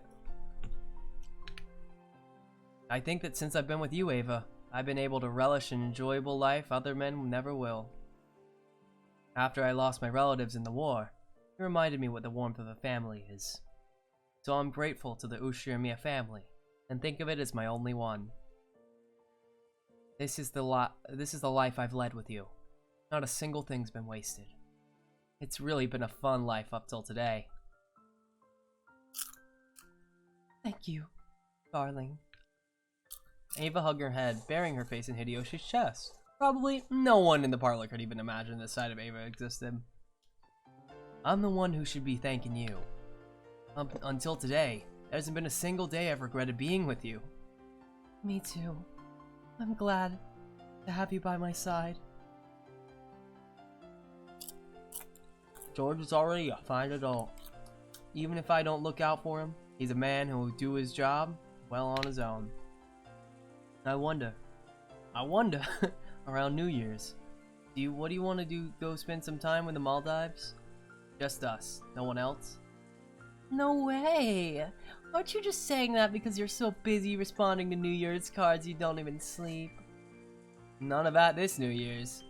I won't read New Year's cards. I'll just stay quiet and check to see if I won the New Year's lottery. It'd sure be nice if we won a color TV this year. No way. I don't want to waste time checking the lottery while in the Maldives. Then none of that either. How does it sound? Just the two of us, taking it easy like we were newlyweds, just before George was born. Yes. Happy New Year. In that case, fine. I hear the Maldives are wonderful. An island with nothing on it, surrounded by beautiful coral reefs and cottages lined up over the water. Like when we're newlyweds, you said. Starting when? As soon as I finish up some business. I won't know till I ask the travel agency, but probably before New Year's Eve. No way. Right now? I want to go right now. Ava nagged at his lips in a peevish yet flirtatious manner. The only sounds that filled the room were the distant voice of the announcer on the news, which Hideyoshi had left on, and the obnoxious pounding of the rain against the window. Red flags, they'll die. No, they're gonna go on a vacation. See, beautiful. And no window crack sound effect. They're perfectly fine. There was a knock on the door and Genji-san entered. Madam, dinner has been prepared. Will you eat in here again? Yes. Have it brought in here. Is Dr. Nanjo still in the kitchen? Yes. He has said his wishes to carefully deliberate over his next move. Not to worry, he is with the other servants. Genji-san's good enough to be at chess to be grandfather's opponent. I hear he's even better than Dr. Nanjo, right? That's right. Long ago, he played against me, but he must have let me win. Maria sounds like it's time. Oh, Maria sounds like it's time to eat soon. What? Maria, sounds like it'll be time to eat soon. But look at you. You've been watching TV all day long. You still haven't even gotten bored. I'm always watching TV, so I'm fine. Hey, Maria-chan sure is a TV kid. Food's coming, so we have to clean up a table. Earlier, we had torn several pages out of Maria's notebook, and there was now a mess everyone had been drawing together. I'm just a bit I'm cleaning that up cleanly. George is so happy that his girlfriend died and he's pregnant. What a happy little guy. He's just happy that he's pregnant. What a pregnant little guy. Let's move this over a little bit more. There we go. Genji. Ask Ava-san and Hideyoshi-san whether they'd like at least to have dinner with us. Although they will probably turn us down. Certainly. I thought his GF died. Why is he so happy?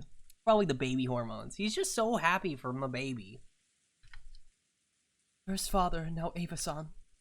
It's quite hard to gather everyone to the Ushiramiya dinner family table, the family dinner. Natsuhi held her. I have held my headache start throbbing again and lightly held my temples. Popcorn. The distance from the kitchen to the parlor wasn't that great, so Genji had gone back by himself, but the guest room was a little farther away. Natsuhi had warned to avoid being alone whenever possible. And just now, Nanjo had also admonished him, saying it would be better if he held a little more concern for his safety. Kana accompanied Genji, and the two of them went to visit Ava and Hideyoshi in the guest room. You guys done fucking in there? Genji knocked on the door. Ava-sama, Hideyoshi-sama, dinner has been prepared. He waited for a short while for them to come out. But there was no response. Genji-sama, look at this. Kanon pointed under the door. A Western-style envelope had been inserted under eye. Inserted under eye. Normally, when something was inserted in this way, it's to be interpreted as a message from someone outside to someone in the room. So since this might be a private note meant for Ava and Hideyoshi, it was not something that Kana and Genji were supposed to take interest in. But this Western envelope was one of Kenzo's, the same kind as the one Maria had taken out last night and surprised everyone with. The Witch of the Painting. There can be no mistake. It is one of the Master's envelopes. Or could it be? Even though this was one of Kenzo's envelopes, the letter Maria read aloud the previous night hadn't come from Kenzo. Kenzo can knock it a little harder and call out in a loud voice. Ava-sama! Ava-sama! It is Genji. Are you there? Please answer, Ava-sama! There was no response from inside. Sometimes, when the servants went to call guests for a meal, the guests would be sleeping so deeply they wouldn't wake up. In times like that, the servants would stick a letter in the door to show that it was time to come out, and leave the guest be. But despite that, Genji beat even harder on the door and called out Ava's name. However, there was no answer. Kanon stuck his ear up to the door, held his breath, and listened for any sounds coming from inside. I hear something that sounds like the television, but I don't sense anyone. With my scouter, do you see? It says no power level from that room. The room might be empty. Genji took out a handkerchief and, careful not to touch it with his bare hands, gently pulled out the envelope that had been stuck under the door. It was sealed with a deep red sealing wax. Without a doubt, it was the mark on the sealing wax that had come from the Ushiramiya family's head ring. Smell it! Smell-o-vision, smell the mail. Ava-sama! Ava-sama! Please answer. Are you still in your room? But there was still no answer. Lick it. It's licorice flavored. There was no chance for those two who were aimlessly walking around the mansion. There was a chance. This was the home Ava had grown up in. There was plenty of reason to think that she had gone out for a casual stroll. Genji groped around his pocket and pulled out a bundle of keys, which contained the key which would open the guest room. Genji-sama? Kanon also understood what this meant. They would sometimes lock the door, but only after they made sure the guests were out. It was a gnome! To unlock the door for any other reason, especially to do so when there was a chance the guest hadn't given permission and might still be in there, was an action unbecoming of a servant. But Genji had decided. If the only problem had been that his knock hadn't received a reply, he wouldn't have gone this far. But the envelope on the door was doubtlessly one of one of the western envelopes of the Ushiramiya family head. After last night, the sender of this envelope could be someone other than Kinzo. If you mention gnomes one more time, I'll kill you. If this letter had been sent by someone else, someone gnomish. Eva-sama, my apologies. Allow me to enter your room. After giving that final notice, Genji stuck one of the keys from the bundle into the keyhole. There was the sound of the door unlocking, and, after slowly turning the knob, he slowly started opening the door. Good morning! Light seeped through the crack of a door. Were they in the room? Or had they forgotten to turn out the lights? Clank. It was the sound of a door chain being pulled tight. The chain had been secured. The chain couldn't be secured from the outside, so it also proved that they were in the room. The sound of voices of the TV seeped out of the room. The lights, chain, and the TV. All of these things made it clear that they were in the room, but there was no sign of them. Genji called to Ava once again through the crack of a door, but there was no answer. Genji-sama, what should we do? As part of their job, the servants were able to unlock almost any lock in the mansion, but they had no way to open a door with a chain. The only way to get by the chain was to cut it. That was certainly not permitted as part of the servants' usual work. A creepy chill had already rushed up their backs. Kanon held his breath again and tried to sense someone through the door, but even so, his scouter was not able to sense anyone.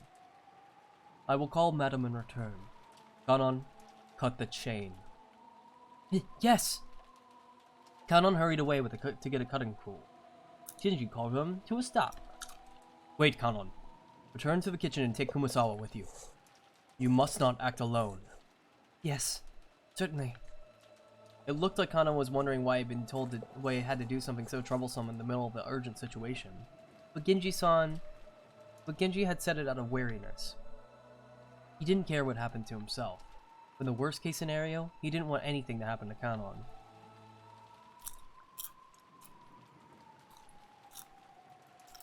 In the kitchen, Kumasawa was piling food on the serving cart, and Nanjo was waiting for Genji, apparently waiting for him to show a movie. He had finally thought, he might turn the tables on him. But Genji's appearance immediately told him something was wrong. Oh? What has happened, Genji-san? Dr. Nanjo, my apologies, but please allow this match to be suspended for the time being. Kanon, take care of the chain. Kumasawa, stop setting up the dinner for now and accompany Kanon. I will go over to the madam. If you would come with me, Dr. Nanjo. Has something happened? Genji took Nanjo, who still didn't know what was going on, and quickly left the kitchen. Kumasawa-san, my apologies, but please come with me. What happened, Kanon-san? Kumasawa had almost exactly the same thing as Nanjo, unable to take in the situation and chase after Kanon, who had flown out into the hallway. He was flying. Taking Kumasawa with him, Kanon went to the storage room and looked through the tools packed in toolboxes hanging over the walls, trying to find something that could cut the chain. What are you looking for? Let me help too. We're looking for a door chain. We're cutting a door chain. Where's that large wire cutter?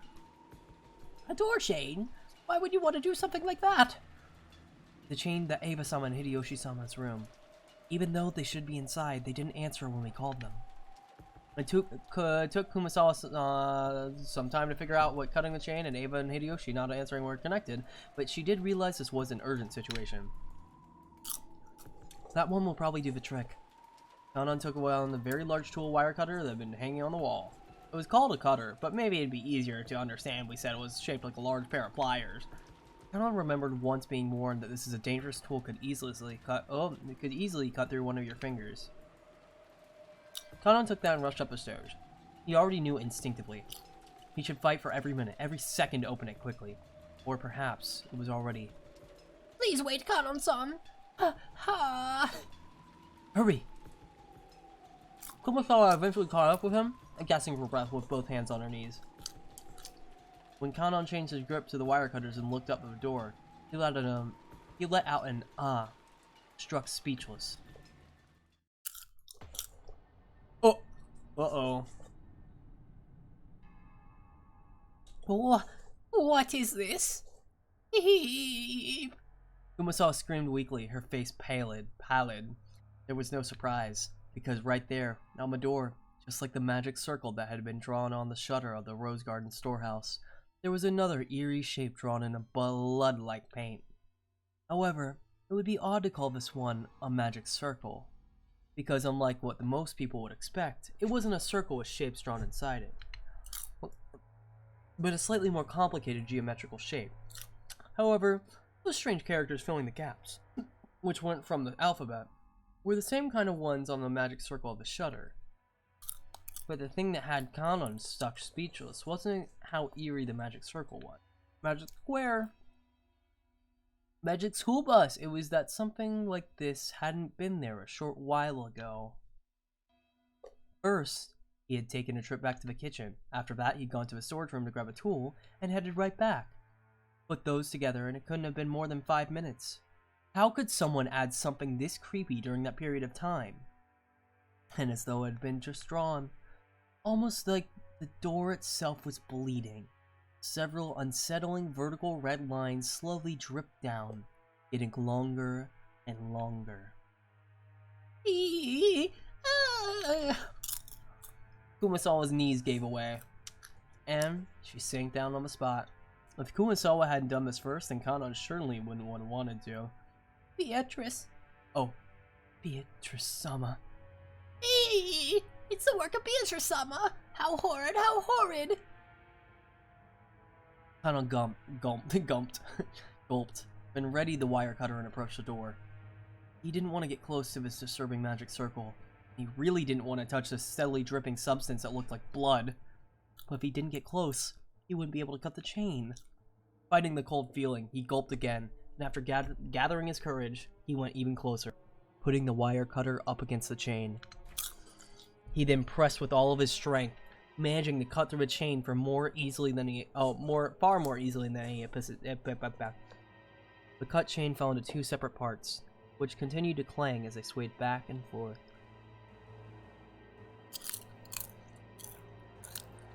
Kanon-san, there's an envelope by your feet. And is it that the master's? It looked like Kumasawa had also noticed the western envelope at the bottom of the door. I gotta drink some water.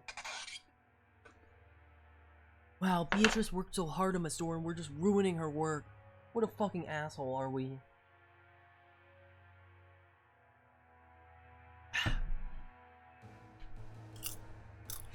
And that the sealing wax had been sealed with the head's ring. Fuck, I didn't record today. Oh well, it's fine. I'll just upload this from Twitch. Unlike yesterday where I really needed to record. Thank God I started recording yesterday. Kanon hesitated for just a second over whether he should open the letter first or check inside the room. But he eventually decided on fulfilling his original purpose. Kanon pulled a handkerchief out of his pocket. This was so he wouldn't leave fingerprints on the door. If his worst fears were realized, the police would want to investigate this room too. Wait a second. Was I losing frames because I was recording? No way. It's possible, actually. Now I'm thinking about it. That could have been what was happening.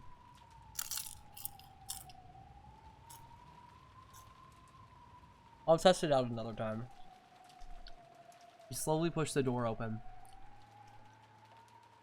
He was able to more clearly hear the sound of a television, which had been seeping out faintly this whole time. Eva? Sama? He has 400 million handkerchiefs. That's his only character trait. Eva was lying face up on the bed. On the bed with her shoes still on. Kumasawa, who had fearfully entered the room after Kanon and was hiding behind his back, screamed a short eek once again when she saw Eva like that. Ava's shoes had been the first part of her that Kanon had seen. So the oddness of shoes on the bed was the first thing to strike him. But when Ava's head shifted into his line of sight, Kanon couldn't help but let out a short scream like Kumasawa. Right in the middle of Ava's forehead, something had been placed? Something was growing there. No. Right in the center of her forehead. Was it an old-fashioned knife? That or some weapon like it was sticking out? Fuck, I love this song so much. At the base of where it had been stuck in, blood dripped down, staining the sheets on the other side with bright red.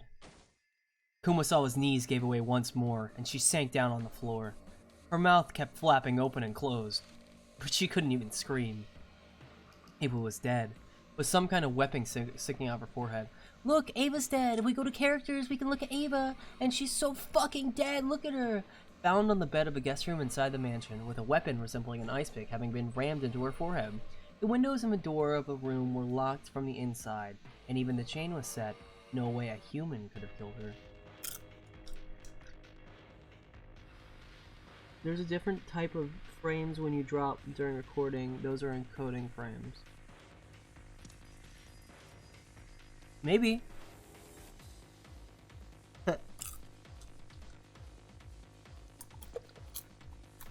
Ah, the damn old witch knife.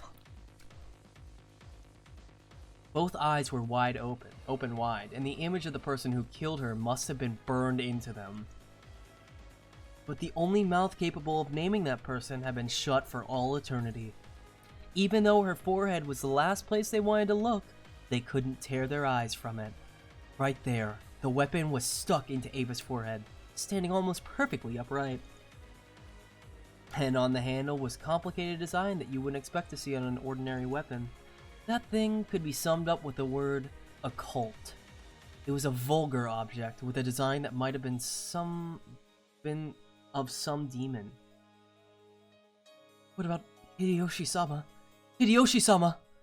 Ava was on top of her bed, but the other bed was empty. Where was Hideyoshi? After taking a backward glance at Kumasawa, still on her knees and stupefied, he checked the bathroom just in case. I could name the killer, but Max would ban me.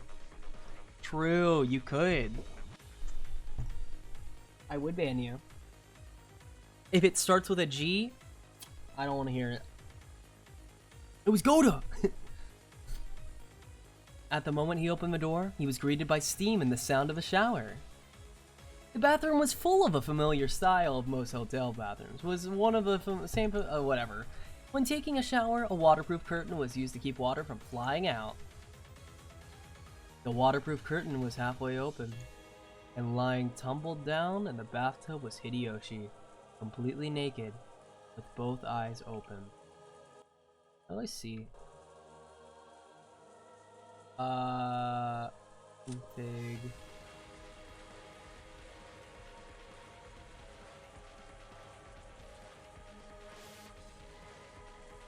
Nope.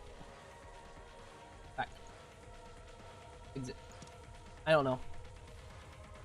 But who else would fit through a door crack? It's only a gnome!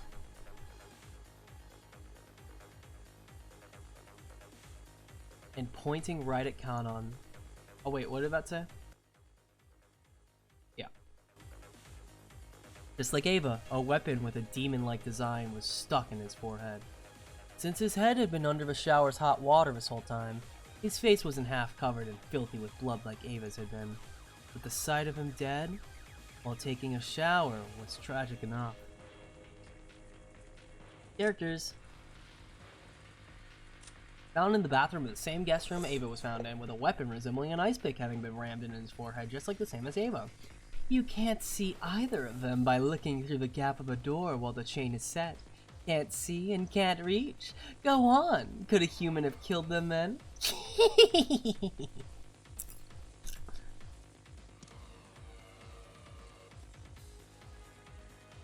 The sight of him dead while still taking a shower was tragic enough. Just then, they had heard Natsuhi's voice coming from the hall. He was probably coming with Genji. Again with this graffiti. What about the letter? What does it say inside? I don't know. I haven't read it yet. We shouldn't touch it carelessly. The culprit's fingerprints might be left on it. We should hand it over to the police. They went out of their way to leave it here. I'm sure they wouldn't have left fingerprints. As Natsuhi said that, she picked up the envelope. And before checking its contents, she entered the room herself, where she found Ava. Dead. Ava-san! Madam, Hideyoshi-sama is in here too. This is truly atrocious. Kanon, turn on the shower. Oh, that's Najo. Truly atrocious. Kanon, turn off the shower. Unless this be any more pitiful than it needs to be. Yes, ma'am. Kanon gripped his handkerchief and twisted the valve, turning off the shower. In the bathtub, a small jar of body soap had fallen over with its cap off. It really looked like he'd been attacked while taking a shower. Still, a small splash of blood clinging from the white bathtub, and the combination of red and white made a horrible contrast. Ew, gross, terrible contrast. Dr. Nanjo. I understand. No signs of post-mortem lividity. Rigor mortis hasn't become either. It would seem that an hour or so has passed since they were killed. But even so...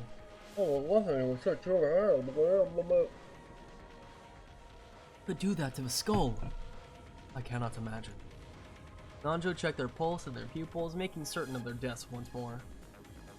As Kanon watched this business-like treatment, he thought, couldn't you tell at a glance they're dead without doing all that? Nanjo thought about removing the weapon. Then he decided it'd be better to preserve the scene and hand it over to the police, so he left it a while. But a close inspection of the base shower, it didn't have a blade. In fact, it was more like conical than blade-shaped. He noticed that rather than a knife, it was more like a short-handed spear, something with a shape better suited for thrusting than slicing. Rather than a short spear, you might call this a thick ice pick. At any rate, after looking at the scene, no further words were needed to describe what sort of terrible purpose such eerily designed weapons were originally made for, nor was it necessary to explain how they carried out their function. Natsuhi, hoping to escape that repulsive steam filling the bathroom as soon as she could, covered her mouth with a handkerchief and dashed from the room. Just viewing the gruesome bodies for an instant had been enough to burn the image into her eyes. If she looked away any longer, that image would surely remain in her vision for all eternity. The rising urge to vomit was exactly the same feeling she had the morning in the gardening warehouse. For a while, Natsuhi couldn't help but stand with her back facing the guest room, fighting that sickness in her stomach. At any rate, you can't let the children. You can't let George-kun see this room. Seal this room with all haste. I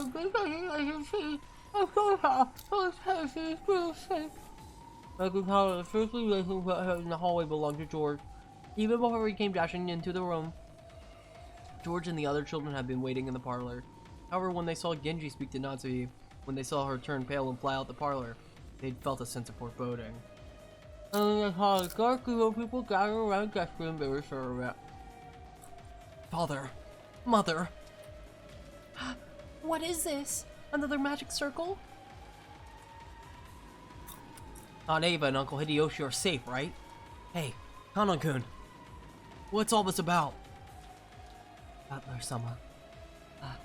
Kanon didn't have to say anything. George's scream after he ran into the room told everything they needed to know. Who did this? I'll kill you. I'll kill you! George-kun, hang in there. Natsui touched George's shoulder with her hand, but he violently shook her off. George fell over beside Ava and buried his face on the bed in front of his mother's face, wailing. Then he pounded on the bed with his fist, over and over again. George Nissan, hang in there. Battler? Battler-sama. Battler had his back against the wall in the hallway. With his right hand and weeping without restraint. Horrible. That's horrible. He proposed to the girl he loved and lost her the next day. And on the same day, even his mom and dad were killed. Isn't that too harsh? Of course, it's sad whenever anyone dies, no matter who it is. But to Battler, those left alone by the deaths of others were far more worthy of pity. Everyone here now had lost someone close to them. George wasn't the only one to be pitied. Oh fuck.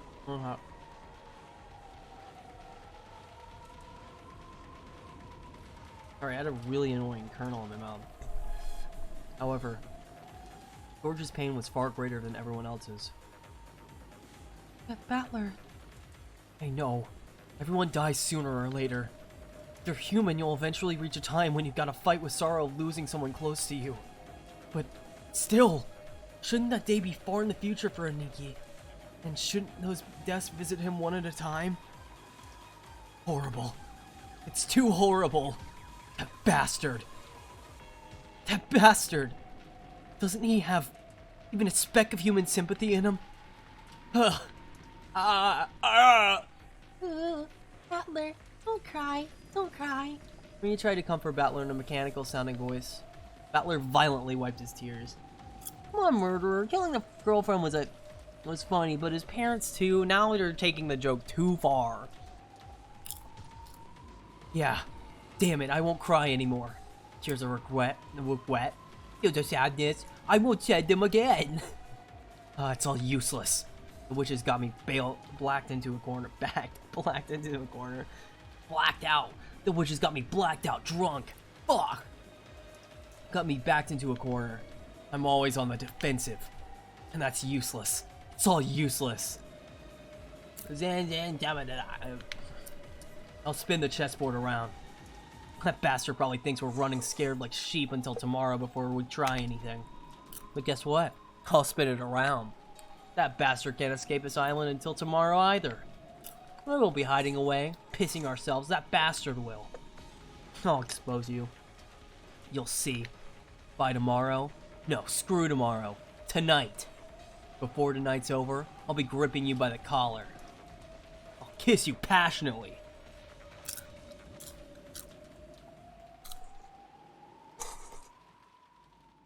I'll repeat the same joke until it's funny. Boiler room. This is not the boiler room. At any rate, we'll lock this room and leave everything as it is until the police come. No objections, I take it? Natsuki announced it as though she didn't care whether they agreed or not. If anyone had a right to object, it would have been George, but he looked as though he'd shed enough tears. He's over it. George nodded slightly, still facing away from the others, and when he stood up, everyone else agreed too. Natsuki still hadn't opened the Western envelope from the family head that she picked up. But now they decided to leave this room. She decided to unseal it in the parlor where everyone could watch. As soon as they walked into the hallway to head back to the parlor, some of them immediately felt something out of place. Or maybe sensed something strange. Voodoo! Stinks! Ah, did you notice it too, Maria? Seriously, what's that smell? It's awful. When everyone sniffed the air, they did notice a horrible burnt smell drifting through the hallway. One that none of them had smelled until then. I will go quickly to check the kitchen. I'm sure I turned the flame off. After noticing the burnt smell, it was natural that Kumasawa had been using the burner in the kitchen, suspected that her own slip-up had caused it. Kumasawa hastily dashed away. Is that the name of the chapter? Oh, the chapter's name is Boiler Room. Just kidding. Kumasawa hastily dashed away. Kanon, go with Kumasawa. Guys, stop stinking up a chat, please. We got more game to go. Kanan, go with Kumasawa. Do not let her be alone. Yes. After nodding at Genji's order, Kanan followed after her. He wasn't running, but as he followed her, he tried to search for the cause of the smell in the other directions as well. Ah, sorry. Voodoo! Stinks! Voodoo! It truly is a stench that makes the nose wrinkle. However, that doesn't mean we can just open a window for ventilation. Natsui was reluctant to open the windows in a situation where self-defense was so important. Let us run the fan. I do not believe there will be any need to open the windows. George and Iki, is it okay if I talk to you? If it's about finding the culprit, then I have no problems. It seemed that George had managed to climb out of the abyss of sorrow. All that filled his chest now was a quiet flame of hatred towards the culprit that had stolen the lives of the ones he loved and his beloved parents. The chain for the room was set. From what I could tell by looking at it, I'm positive it couldn't have been opened from the outside. In other words, this was a perfect closed room. That does seem to be the case. In the case of the Rose Garden storehouse, they might have sneaked the shutter's key out of the servant's room. Or maybe they had a duplicate key. I can imagine many ways I could have done it. But this chain is different. Among generally used locking techniques, a chain is the simplest one to create a closed room with.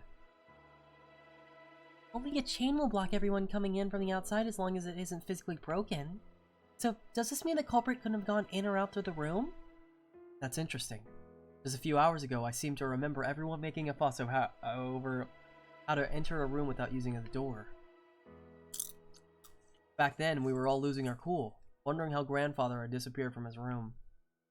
Stop talking about gnomes. You two are having your own game. You're playing your own game. Look at this game. The receipt Aunt Ava had stuck in the door on a whim proved that the door had remained sealed. And since Aunt Natsu was the only person to enter or exit during that time, she was under suspicion. Aunt Ava proposed a theory about how Aunt Natsu might have thrown grandfather out the window, and then left by the door herself. But this door is much simpler. It was sealed from inside the door chain. The window had been locked from the inside, and the bodies had been inside the room. You're coping, Max? You're coping.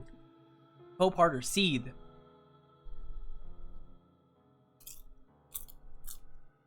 This time it really had been done. Had been, without exaggeration, a true closed room. That's right. If you include grandfather's disappearance, 3 cases have occurred, and all 3 times, the door has been the point of the interest. The first was a shutter. There was a key to the servant room, and if we assume someone knew about that, this can't really be called a closed room. The next was a door sealed by the receipt. However, Aunt Natsu entered that room. So if grandfather had been left through with a window or been thrown out, she would have been able to lock the window before escaping. Or, like my theory, grandfather could have hidden until the receipt was gone and left the room later.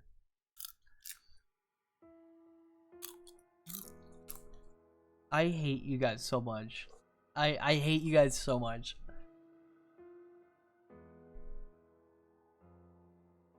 Not only are you going to force me to read 4 hours of a book to you like you're a child, you're gonna make me draw too tonight? Tonight? Really? I have to pack. I still have clothes on my bed. Thank you. Thank you guys for watching. Basically, the door could have been defeated by a handful of desperate tricks. In that sense, you can't really call this one a closed room either. I'm gonna pop another lozenge. And now we had a door sealed with a door chain. Finally, we have to give up.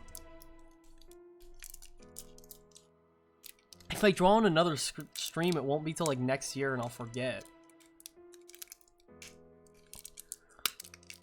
I like will forget. Finally, we have to give up. The window, the door, everything had been locked. It was a perfect closed room. I just hit my mic. The first hadn't been a closed room because everyone could be suspected. The second hadn't been a closed room because Aunt Natsu could have been suspected. We can commission more to fill a stream. Stop it!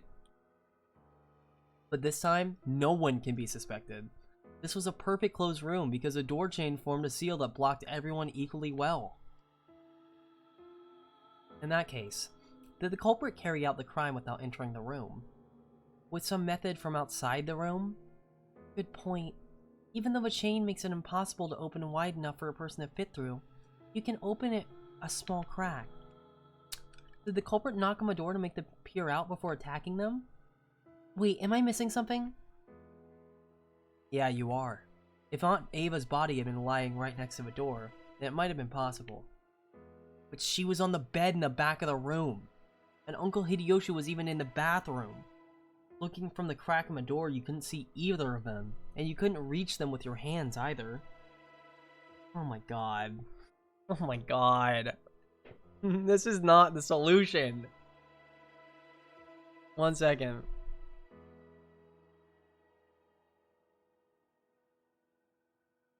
This is not the solution we're looking for. Damn it. It's all useless. I don't have a clue. Nomatress. No, not Nomatress. Something was tugging softly at my sleeve. It was Maria. Hey, Maria.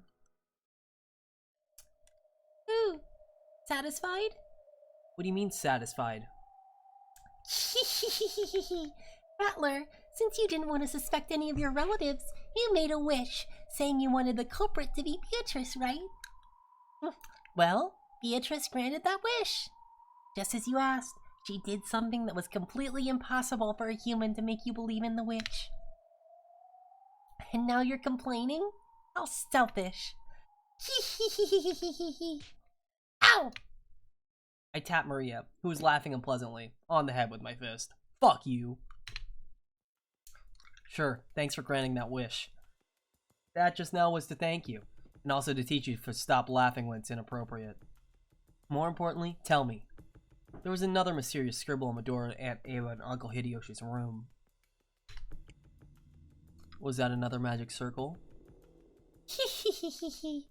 That one had a really memorable and characteristic design. I hope you at least know what it was. Ouch! I don't know, which is why I'm letting you take the credit. Quit whining and explain. You sure are violent, Battler. Just like my mom. You two would get along really well. I will tell you if you're too mean, get it? Ow! Okay, Battler, maybe let's not abuse the child that's actually been physically abused by their mother. Maybe let's think about this. Stop it! Stop! You sure, I'll say it. I'll say it, you brutish man. Oh, improv that. No, I'll commission that. I'll take it.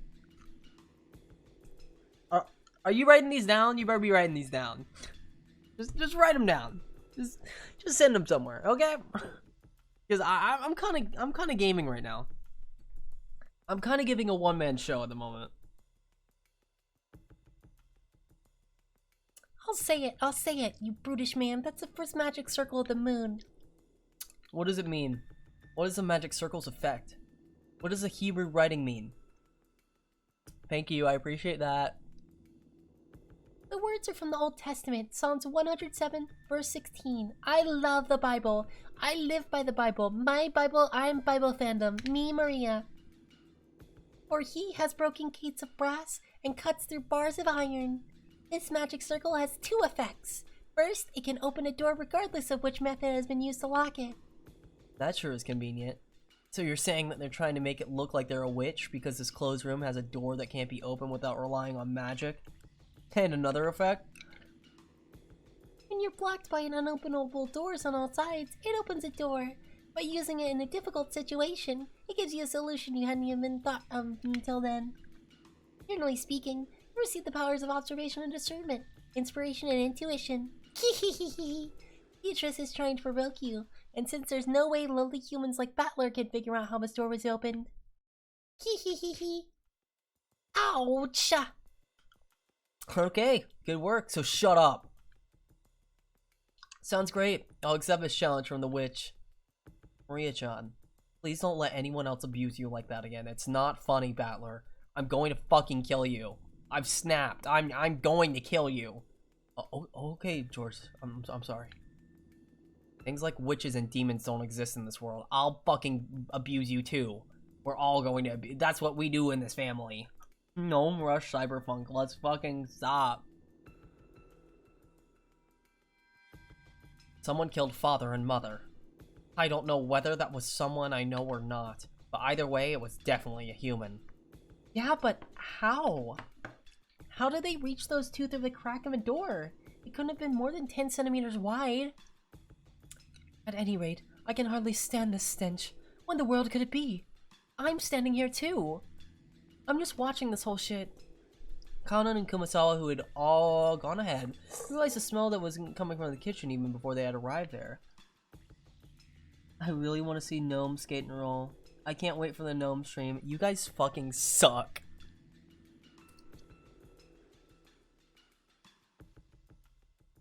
That was because they had noticed an even thicker wave of stench rising up from the stairs leading to the basement, which they had passed on their way from the kitchen to the kitchen.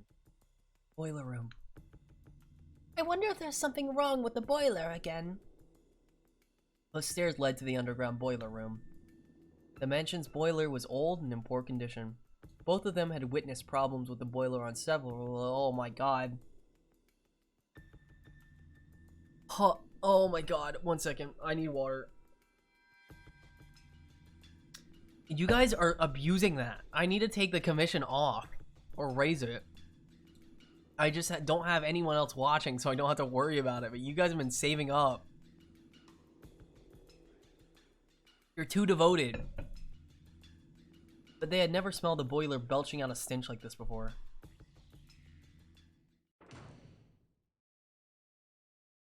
Slam.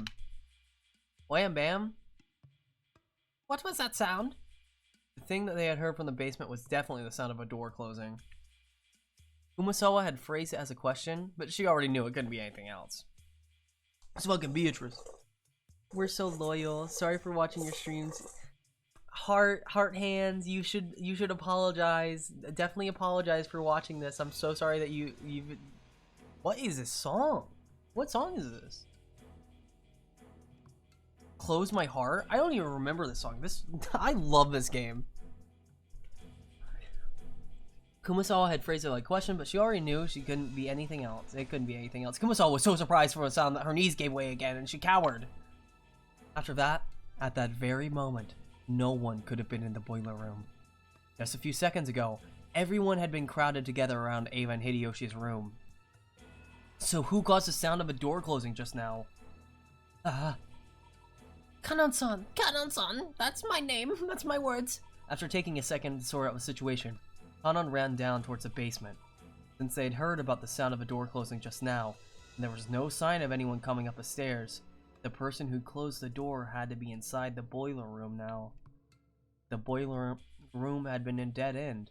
Kanon wouldn't have rushed in so hastily, but Kanon was a servant, so he knew. There were two entrances to the boiler room, one that had opened to the main the mansion, and the other open to the courtyard. If he didn't chase them now, they might slip away. Kumasawa reached the same conclusion, long after Kanon did. But she couldn't let him go alone. The thing in the boiler room was the culprit. An opponent who had easily killed 6 adults in the first murder. Then no matter how Kanon confronted, he wouldn't have been a match. Of course, with this argument, even if Kumasawa joined him, it wouldn't change anything. At any rate, after the delay, Kumasawa decided she mustn't let Kanon go alone, and she rushed down the stairs. I'm rushing! That's what you say every morning. you look in the mirror and say, I'm rushing. At that time, Kanon was already in the boiler room. The boiler room's characteristic damp heat tormented him. It had always been an unpleasantly smelly and hot place. And on top of that, the room was full of a horrible stench, which made Kanon feel like he was going to be sick. There was no doubt that this room was the source. In that case, Kanon should have been searching for where the smell was coming from. However, Kanon kept gazing straight forward as he grabbed a hatchet from his tool shelf just off the side of a door. He hadn't stretched out his hand because he wanted a hatchet. He had wanted to grasp a weapon. Any weapon. Why? Kanon gazed into the darkness where the naked bulb couldn't pierce. Then, he answered. In roulette, you bet on a number of the colors red or black, vying for a payoff. However, low-risk bets like black and red only offer a similarly low payoff. The words coming from Kanon's mouth were swallowed up by the darkness. That darkness suddenly started to swirl, glittering.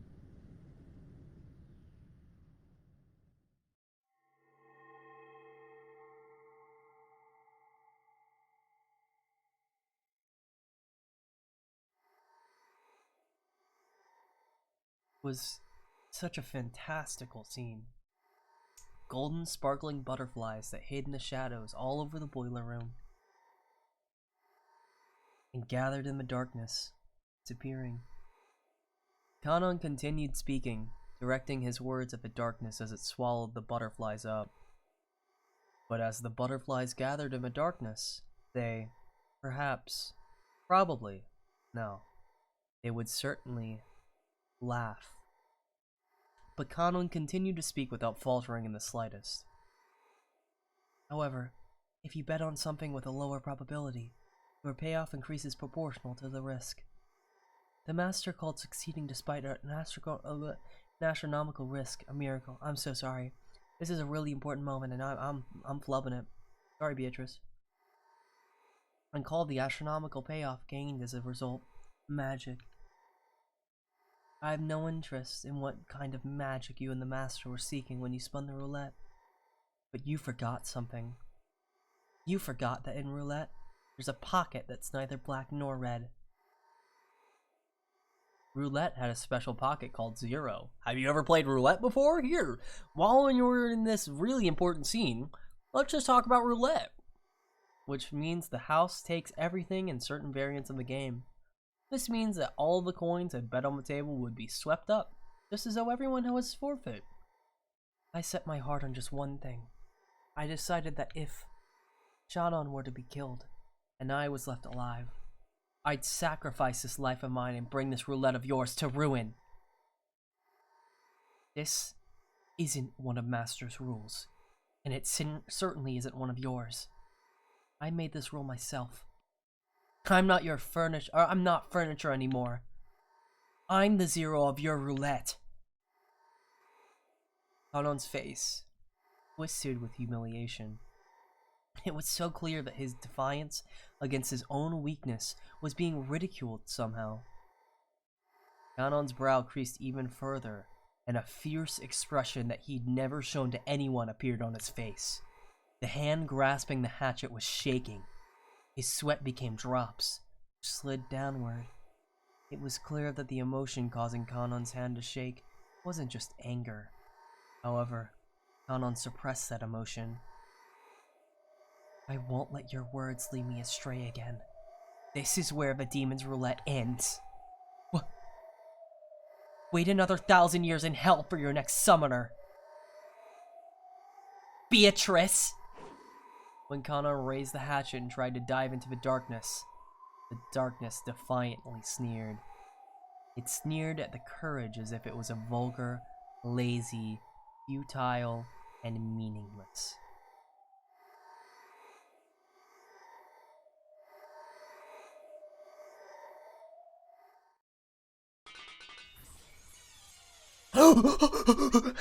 Who's her? It's a girl!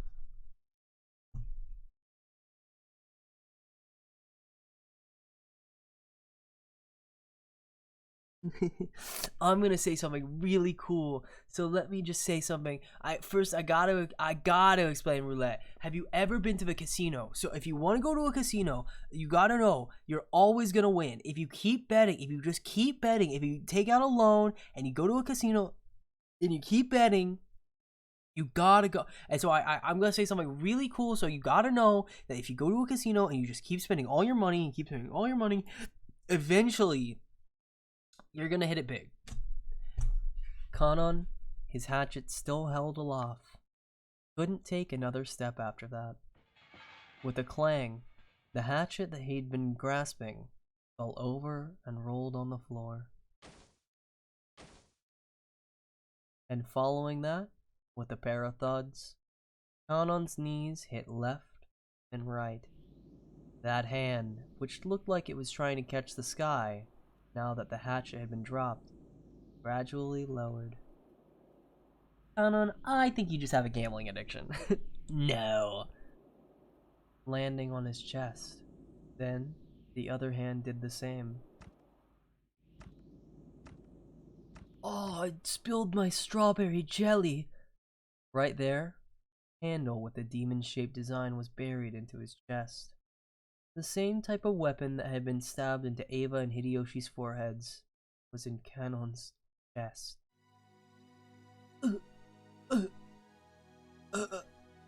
Kanon curled up in anguish, fresh blood wibbling from the corner of his mouth. It was makeup, too extreme for Kanon's white skin. This isn't my color. Around the scene, the glittering gold butterflies danced through the darkness, mesmerizing. It was a beautiful, beautiful dance, a funeral march of tribute, ridicule, and contempt for a single boy's self-sacrifice.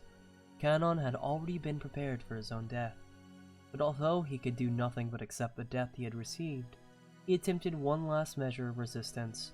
He grasped the handle of the weapon sticking into his chest with both hands, and gritting his teeth with an acute, unearthly pain, he pulled it out.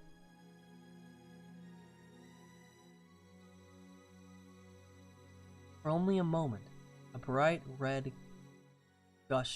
spray gushed. It made an unpleasant bloop sound. Kanon again eating bug butterflies that are also gnomes. I will say no more gnomes. If you want to commission something, I actually retroactively choose for that to just be butterflies. Sorry. I've hit my gnome quota. It was about 4. If I draw gnomes for every single picture, I will go crazy. It probably resembled the sound of Kanon's soul, as it was sucked into the swamp of the dead. Literally 1984. Literally, go watch someone else. Sorry. Kanon-san, that's not nice to say to your viewers. Eek! Someone! Eek. Kumasawa screamed at the incomprehensible sight in front of her. Kanon was lying in a pool of blood. Kumasawa's heart was a complete mess. Not as much as Kanon's, because he got stabbed through the chest, so there is no heart. Ah, what a horrible fate. He wouldn't have been killed if I had been with him. Ah, what an incredible luck. If I had been with him, I might have been killed too. As she screamed, her expression was filled with complete confusion, and all the muscles in her face were pulled up, almost as though she was smiling while crying. But no one could have made fun of an expression like this. What is it, Kumasawa? Answer me, Kumasawa! I'll fucking shoot you, Kumasawa! The first one to dash in was Natsuhi, holding the rifle. Battler and Genji ginged in after her. Normally, they probably would have started discussing the origin of that violent stench filling the boiler room, but after they saw Kanon, who was lying on the ground as if he was drowning in an ocean of his own blood, that stench wasn't important anymore. Kanon, answer me! Genji, bring Dr. Nanjo here! And that's how you realized the only thing Kanon was on the verge of death, he was still conscious, so she sent Genji to go to the doctor. Natsuhi, holding the rifle aloft, faced the darkness in the center of the boiler room and shouted, "Who is hiding over there? Come out quietly. If you don't come out from there, I'll shoot without mercy. We need light. Not Natsuhi. Let's light him up." Battler, thinking quickly, took a large flashlight from the tool shelf along with the door and used it to light cut through the darkness when Natsuhi was glaring at. With the light only shone on the mechanical-looking piping in the door. The door had been left open a small crack. It was obvious that someone had left through the door in a hurry. Natsuhi, where does this door go? Genji, where does that door lead to? The courtyard. Like hell you go away, you damn bastard! Let's keep repeating the first letter every time we talk. Battler let out a war cry as he slammed into the door. Full air from outside suddenly rushed in. There were some thin, rough stairs leading up. Battler ran up them, shouting. Wait, Battler-kun. It's dangerous to be on your own right now. Take this! Natsuki had been rushing up the stairs, chasing after Battler. They were in the courtyard.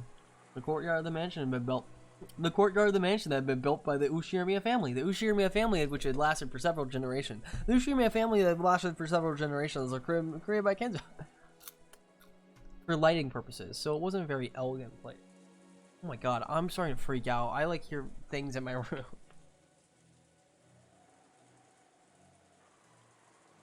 I'm like flipping out. The game's getting to me. I think Beatrice is in my room. She's gonna kill me.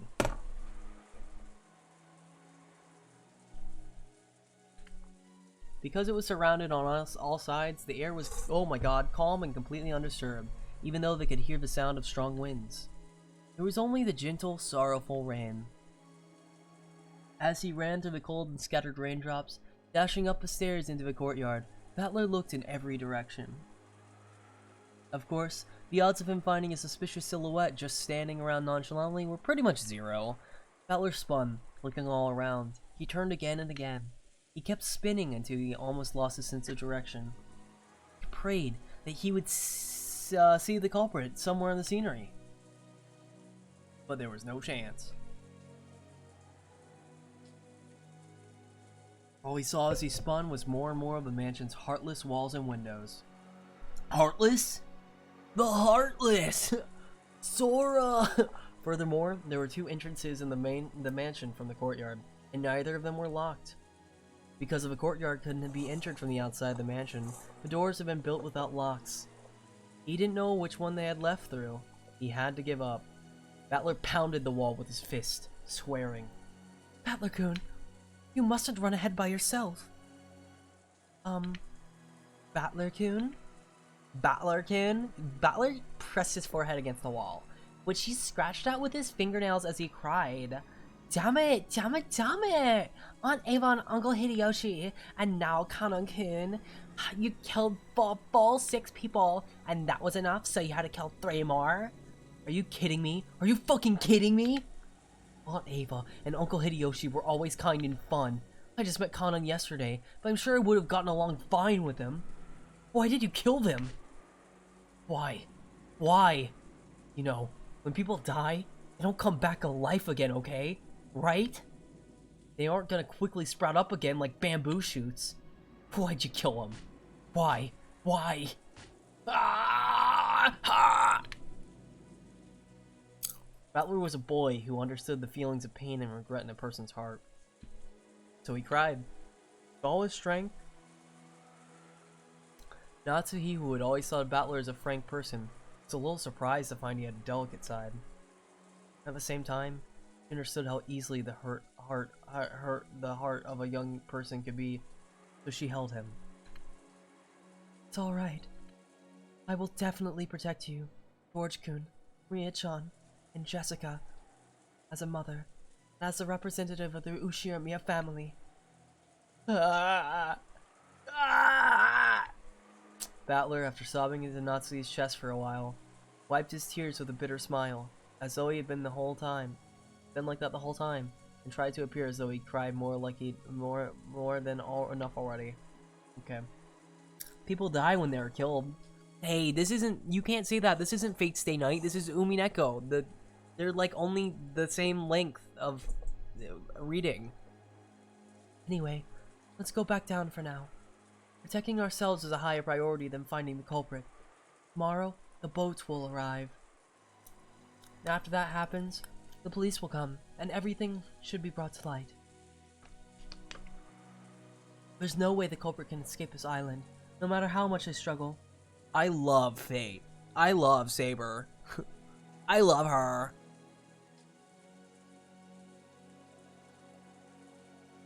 No matter how much they struggle. That's right. When the police come, when the seagulls cry, the crime will be solved. I literally was going to just say when the seagulls cry, and I didn't even mean to read it. I was just gonna say it as like a joke, because like that's what they say in this fucking game, but literally it said it right there.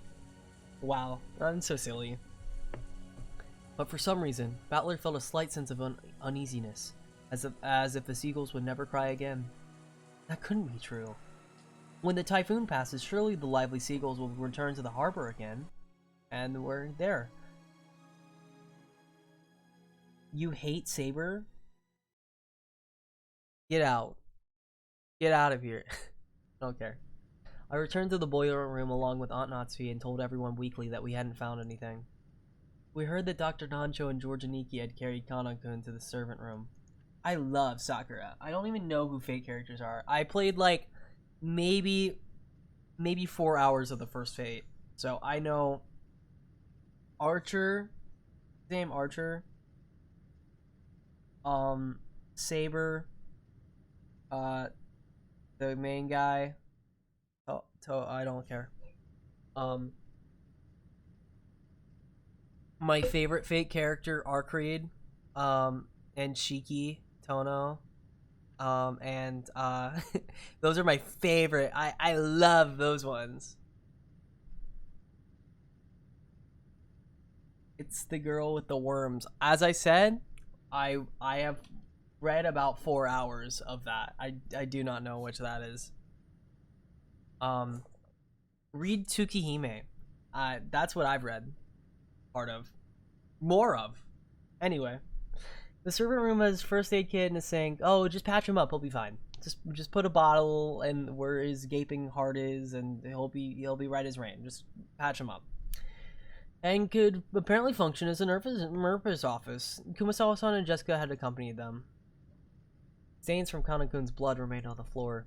Judging by the large amount of blood loss and the ruthless shape of the weapon that had fallen carelessly to the ground, I figured that Dr. Najo's treatment would probably end in vain. The weapon was doubtlessly the same type that had struck Aunt Ava and Uncle Hideyoshi's foreheads. Tsukihime's based? Okay. I liked when he was weird and he said, you can't eat burger, it's not, you need to eat small thing like fries. That was the weirdest thing I've ever read in my life. I feel like it was a fever dream. He goes, she shouldn't be eating a burger, it's too big, she needs to eat small things like french fries. That makes more sense. And I went, what am I reading? But wait, isn't the demonic design of the handle a little different?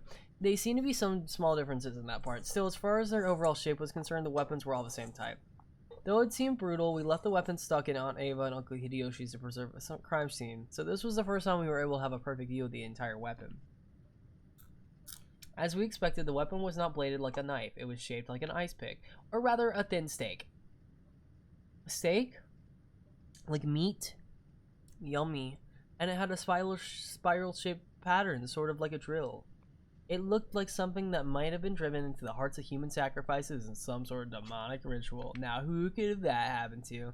Including the handle, it was 25 centimeters long. Half of that was a steak-shaped part, and which was stained with deep red blood. The length of the blood stain made it clear how deeply it must have penetrated into Kana-kun's chest. Let's keep talking for 400 minutes. But Aunt Natsuki and the rest didn't even look at the weapon. Instead, they stood in front of the incinerator where the horrible stench was emanating from. They must have dragged out that thing which had been burning in the furnace. It was still smoldering and kept sending out dense waves of awfully unpleasant smell. Opinions on Neko arc? That's the best character, so that's all I have to say. Have you missed like the 400 streams where I've drawn Neko arc? Have you missed my private sketchbooks where I draw Neko arc on maybe at least one in each book? She's just so funny and so silly. And what an awesome character design. Gigi-san and Maria stare down at it. Aunt Natsuki probably couldn't stand back and look directly at it. She kept shaking her head, her back to it. Ooh. Sorry, that's actually Battler. Ooh. I thought nothing could surprise me at anything that's happened, but this is grr. Ugh. I stood there for a while, moaning, with a rising urge to vomit. The true source of that unearthly stench was a scorched curse corpse that had been cooking inside the incinerator. The clothes, the surface of the body, and the hair were all hideously burned. That grotesque corpse was in a state where not the face, nor the age, nor even the gender could be guessed at. But when I thought about it calmly, I realized that a corpse appearing at this time could only be one person. Could I sing the Carnival Phantasm OP? No, I could not. I don't even. Okay. Let's think about this for a second, right? What makes sense? I have read 4 hours. I have read 4 hours of oh, you mean like can I? I don't know. I have to listen to it again. I haven't heard it. I probably couldn't. I don't even know what it sounds like. I'll listen to it in a second. I'm kind of playing a game right now. If you're looking at my screen, it was grandfather. I just had to say that first. Who had disappeared that morning and whose whereabouts had been unknown. I'm getting my phone.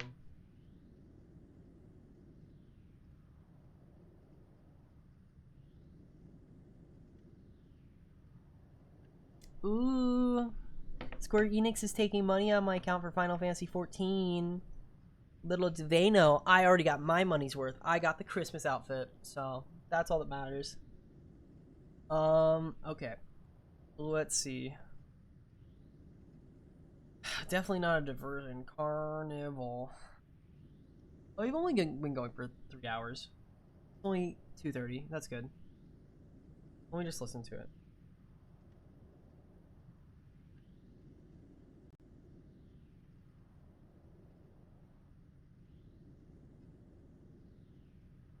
Right, so I don't know.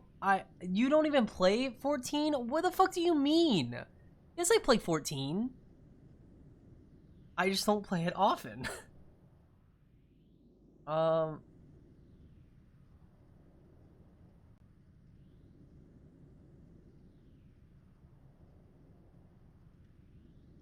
Right, so this song is definitely...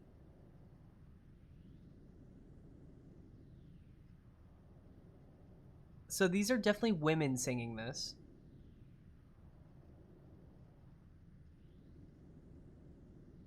I couldn't even begin to sing this right now. I'm not doing this right now. I'll come back to that. I'll think about it. Let's put that on a harsh maybe. I believe it is most likely the master. No way, really? I agree that he would pass away in such a state. Your OC in the Neko Arts. Motherfucker. Actually, I love that. That's so good. Thank you so much. It's heartrending. Guys, how many channel points do you have? You've already spent like... Okay, just drop a number. I need to know a number. I just need to... I just want to know a number, okay? I won't get mad. I won't get mad, I swear. But just tell me the number you have.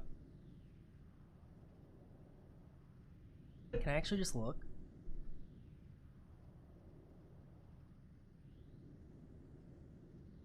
You have over 999 messages. You have 2 timeouts. 0 mod comments. 8K left? That's it? Okay. That's crazy.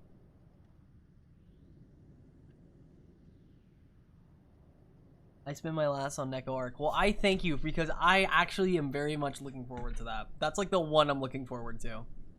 Also drawing Normal Maria again. That's just really fun. But is there any proof this horse is really grandfather? It's so burnt to black you can't even tell what sex it is. Sex. Atlerkun, look at the feet. Look at these feet I'm posting on main. Aunt Nazi, with her handkerchief over her mouth and her eyes averted, pointed and told me to look at the burnt corpse's feet. Huh? Notice how there are 6 toes on each foot. Huh? Ah. A pterodactyl. You're right. Just as Genji-san had said, there were 6 toes on each foot. Each individual toe looked so normal in its line that I hadn't noticed. The master was born with 6 toes on both of his feet. Consequently, the master was entrusted with the revival of the Ushirimiya family. I have heard that long ago that cases of pterodactyly were common in the Ushirimiya family. Polydactyly. Pterodactyly. It's probably hereditary. Polydactyly means many fingers. Because of a little mistake by God, when the person was born, one of their toes or fingers splits into 2, and the total number increases. But a big deal isn't usually made of polydactyly in the world at large. That's because it isn't a disease, just something people are born with. So while they're still babies, at about the time when they turn 1 year old, they can be taken to a hospital and given surgery to make them normal. Kenzo lays eggs? Yeah, true. He gets big old pregnant with the eggs in his tummy, and then he lays them to make them normal. Please. Please, I swear on my life, if you type in Kinzo laying eggs as a commission, I'm actually going to end the stream. We're so close. You don't even know how fucking close we are to getting to the end of this, and I can't deal with you trying to to make me draw Kinzo laying eggs. Please.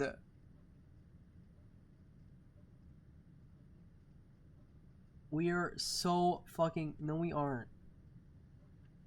How the fuck are we not even that close? Where are we here? What are you fucking talking about? What in the fuck are you talking about? How is there still so much more? How is there still so much? I don't understand. I thought that we were already an hour out. And now you're telling me that we aren't yet? Okay, we're so close to being done with this scene, though. And then we just have 3 more hours. Guys, we have 3 more hours of the game left.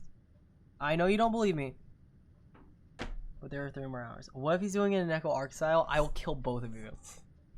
You better hope I never find your addresses, because you do not know the pain that will be inflicted. This is not legally bindingly a threat, but I hope you read between the lines. They did make them normal pills. Even a child with polydactyly can be treated before they become aware, so they might even remember themselves. By the way, it seems like there's a possibility for this to occur in 1 out of every 2,000 babies. So even though it's not usually seen, it isn't that rare at all. Speaking of which, I think Uncle Hideyoshi mentioned something to me long ago. Thinking about how even Toyotomi Hideyoshi, a man who unified Japan at the end of the Sengoku period, had 6 fingers on one hand. Okay, we needed that information. According to Aunt Natsuya, among the many Ushirimiya family heads, the most praised were the one they had polydactyly. Because of that, when grandfather was born, his relatives all excited at the thought he might become another wise leader. And when leading the relatives all died in the Great Kinzo earthquake, it apparently argued that Kanto earthquake, not Kinzo, that's the guy that died. It was apparently argued that grandfather should be the one to restore the family because of his auspicious sign at his birth.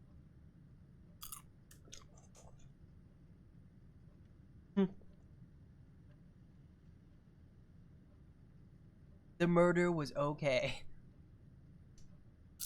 Grandfather should be the one to restore the family because if grandfather hadn't been disliked to his position as the head so much, this 6th toe probably would have been pretty lucky for him. Come to think of it, I've heard of some country where it's believed people with polydactyly should be treated as gods and revered. This is besides the point, but it's fairly common in mystery novels for a corpse to be burned to hide its identity.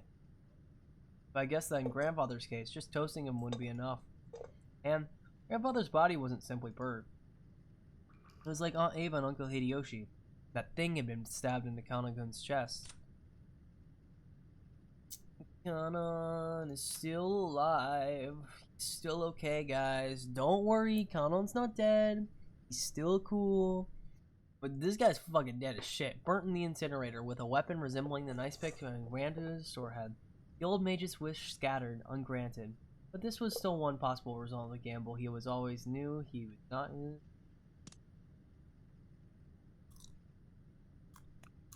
Thank God. Thank you, God. Thank you. I could kiss the earth right now.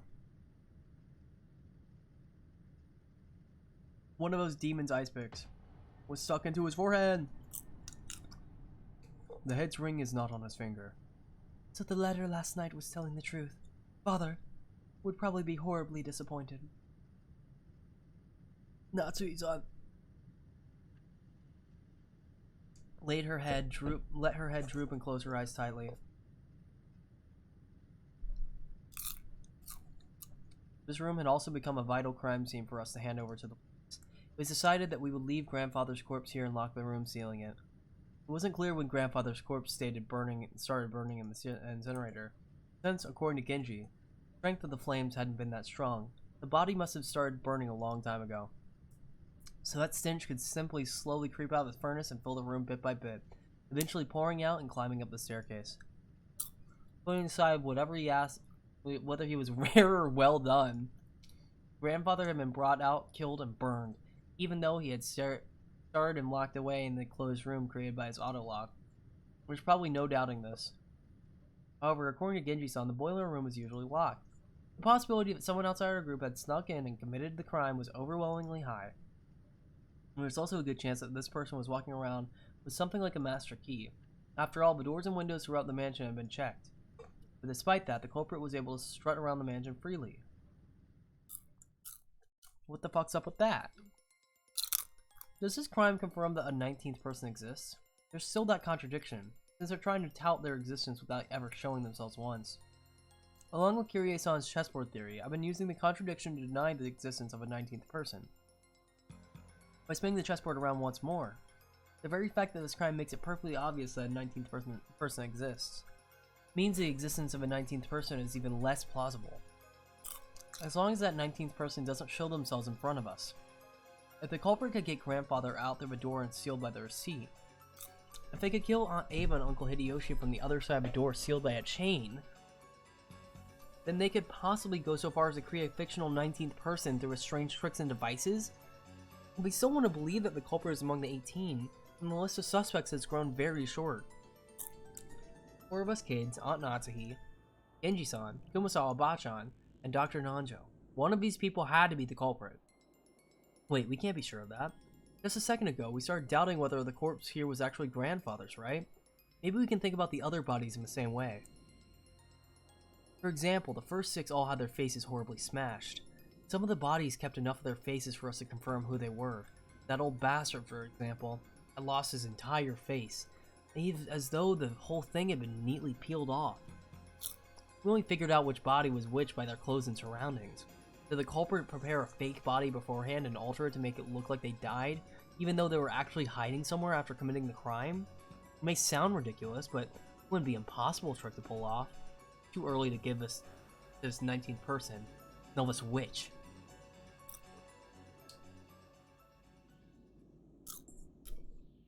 Maria-chan, you mustn't stare so fixedly anymore. Come on, Battler-kun too. I'm worried about Kanon's condition. We mustn't remain in a place like this any longer than necessary. Let us return. Let us away. Doo-doo. Maria didn't go out with everyone else, but remained in the boiler room. The thing she was staring at fixedly probably wasn't Grandfather's body, with a demon's ice pick sticking out of his forehead. It was probably the sort of item an enthusiast couldn't bear to ignore. I tapped her on the head. Boom! Hey, Maria. What's Beatrice after? Is it all of our lives? Beatrice will revive very soon. At that time, none shall be left. How can you laugh at something like that? Do you think you're the only one who's safe? Stop punching children. Dude, she's literally asking for it. Literally asking for it. Why don't you feel like you're in danger? Why? Aren't you scared? Beatrice made a promise. She said that she's gonna take me to the Golden Land. Oh my god. It's a wonderful place where you have no obligations, everyone's always together, and everyone is nice to everyone else. I'm looking forward to it. That time will come very soon now. Hehehehe.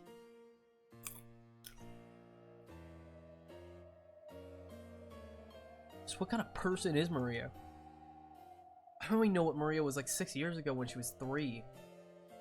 She was once pure and obedient, a good kid. This new Maria 6 years later and the Maria I knew don't seem to fit together. Just who is this witch who calls herself Maria? To Maria, who obstinately believes in the witch, this series of unsolvable crimes is proof that the witch actually exists. Every time something occurs that would be difficult for a human, it becomes a little harder for the rest of us to not believe in Beatrice. It must be an intense pleasure for Maria to see her relatives, who once firmly denied the witch's existence, start acknowledging that the witch's existence only one by one. Is that why she's in high spirits? Or is she just fucking crazy? Maria. Let me ask this one more time. You'll probably answer the same way, but I'll ask one more. Voodoo? Yesterday, you were given a letter in the rose garden. Who gave it to you? Voodoo. Like I said, Beatrice. Battler still doesn't believe. Voodoo. Maria only repeated what she had already said. Maria met with the 19th person, the witch. Was that really a 19th person, or did one of the 18 get her to say that? All that's certain is that Maria has been the rest of the group constantly, has always had an alibi, and hasn't done anything suspicious. She's simply overjoyed at being made Beatrice's messenger, and certainly isn't the 19th person. Supposedly. That's right. Wonder what's written in the letter we picked up from in Aunt Ava and Uncle Hideyoshi's room. Aunt Natsuhi should still have it with her. Yay! We finished the chapter! Oh, big clock. In the end, Kanon-kun did not regain consciousness. He's fucking dead. Okay, well, we don't have a lot of people left. With a weapon resembling an ice pick having been rammed into his chest, he was found in the boiler room. How presumptuous for furniture. Even though the doctor and Anjo and the rest did all they could to heal him, of course, there was very little that could be done on an island like this without medicine or proper facilities. However, Kanon was the only human ever to confront the culprit. If only he could give us some kind of clue. However, at the time they carried Kanon away, it was already too late. My sincerest apologies. Without proper facilities, there was nothing I could do about such a serious wound. No, that's perfectly understandable. Thank you so much for giving it your best. Dr. Nanja's shirt had been sprayed with a violent spurt of blood, so it was very easy to imagine the devotion in which he tried to save Kanon's life, up until the last second.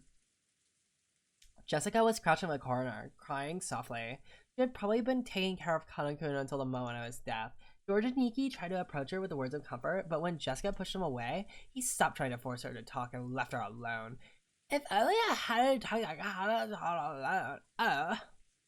did not let that bother you. If you had been with them, you probably would have been attacked as well. At first we rested on our head and played a mistake. How can you say it like that? Kanon-kun spotted the culprit and bravely stood up to them. If only Kumasawa-san had gone with him, the culprit might have hesitated and chosen to run away. Emotion-filled words I'd never thought I heard coming from Jessica's mouth tumbled out. Holy shit, Kumasawa, looking truly sorry, could do nothing but hang her head. Jessica, you shouldn't talk to her now. It's the same for me, and you probably is right, Battler-kun? We don't know what's going on, and it feels like our hearts are going to split open. There were tears in George and Nikki's eyes once again. Again. Seeing Jessica break down crying probably brought back the pain of losing his parents. I had done my crying all at once, so I didn't feel like crying anymore. However, I understood the great pain in their hearts, what the great pain and how... It's okay, Jessica. You'll be able to meet Kanon again soon. Stop it! I don't need you trying to console me like that. Beatrice will resurrect the dead and even love that has been lost. So you'll definitely be able to meet him soon. Then everyone will be able to live in peace. So the one who killed Kanon-kun is this Beatrice who supposedly gave you the letter yesterday? Where is she? Where is she hiding? I'll find her and I'll tear her apart. Tell me, You know who the culprit really is, don't you? What do you know and what are you hiding? Tell me, damn it! Milady, please stop. Voodoo. Voodoo. Beatrice exists. Voodoo. Damn it! Let go of me, Kinji-san. Maria knows who the culprit is, and she's hiding their identity even though she knows. She must be telling them what we're doing, guiding them as they kill us. Jessica, be silent! Jessica grabbed at Maria. Genji tried to stop her, but Jessica could not be calmed. The next thing I heard was the sound of Aunt Natsu slapping Jessica's face.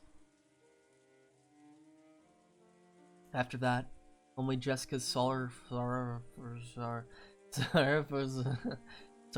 oh my god, sorrowful sobbing, sorrowful sobbing voice resounding throughout the hall. Oh my Jesus, I'm losing my mind. Maria-chan, I don't know if there's any way you're gonna be able to speak anymore. I know there's no way you're the culprit. You've been with us since the beginning, and there's no time for you to communicate with any culprit. So I want you to tell me something. This Beatrice who handed you the letter yesterday, who was she? Although those words seemed kind, they clearly showed that George still had some remaining doubts about Maria. He didn't actually grab at her. However, he felt exactly the same way Jessica did. Aniki, I already asked her the same thing a second ago. Her answer was the same as before. I want to hear it from Maria's mouth. Who is Beatrice? No. Even if I told you, you wouldn't believe anyway. What do you mean by that? Could it be that the culprit's someone we know well? And you're keeping silent because you're covering from them for some reason? Who gave you that letter? I got it from Beatrice. I'll say no matter how many times you ask. I got the letter from Beatrice. Hehehe. George Oni-chan, you refuse to believe in Beatrice because she's not an opponent you can hit. You want to turn your feelings of helplessness into violence and beat someone up. So you won't be satisfied unless your opponent is a human you can hit. So even if I tell you the truth, you won't accept it. So it's pointless for me to tell you. You won't believe. But I'll keep on saying it. Smack the child again, stop! Because it's true. Beatrice exists. Hehehehe. The door to the Golden Land will soon be open. I'll go there. Beatrice promised. In that world, Mama is nice. Papa is with us and also nice. I want to go there right away. Everyone is afraid of Beatrice.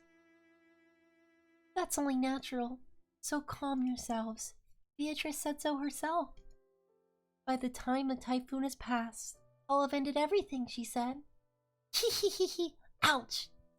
Maria, I don't mind you being talkative, but let's leave it at that for now. I'll bet this was all a pretty happy situation for you since you're always going on about how witches exist, but keep that to yourself for now. Don't try to force it on other people. Voodoo. I know I've just been creeped out by this girl for a while now, but there really is something wrong with her. Don't you think so too, Battler? Genji-san? Kumasawa-san? What about you, Mom? Maria knows who the culprit is and she's hiding it. Okay, maybe she hasn't done anything directly. Witches do exist. Witches exist. She's definitely working with the criminal. That's right. She's a spy. We can't let her stay with us any longer. Hehehe. Maria-chan, you must realize there are times when indiscreet discussion is best avoided. If you keep adding oil to the fire, even I will get very angry. Natsu glared at Maria with frightening eyes. Maria was used to Aunt Rosa's loud style of scolding, but she apparently hadn't built up her resistance to Aunt Natsu's quiet sort of scolding. I need another lozenge. I'm gonna go crazy. She shrugged and kept her mouth shut. Water. There we go. A desolate feeling filled the room. It felt as though things would get just more complicated if anyone spoke. How many people had already died? Hydrate, I just drank, thank you. I'll do it again. Ah. 6 people in Dad's group. After that, both Aunt Ava and Uncle Hideyoshi, Kanan-kun, grandfather, There were a whole 18 people on this island, supposedly, and 10 of those people had been killed. That's more than half of us, and right now, there's absolutely no proof that the remaining 8 people will be safe.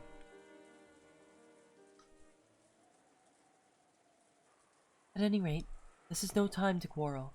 Now that we are certain the culprit can enter and leave the mansion at will and strike out of nowhere, we must fucking kill each other. We must give our undivided attention to surviving until tomorrow. I agree strongly with that, Natsuhi. We can figure out who the culprit is at our leisure tonight. For now, though, we're better off finding a place to barricade ourselves in. As I said this, I pointed out the clock to everyone. It was already 8 at night.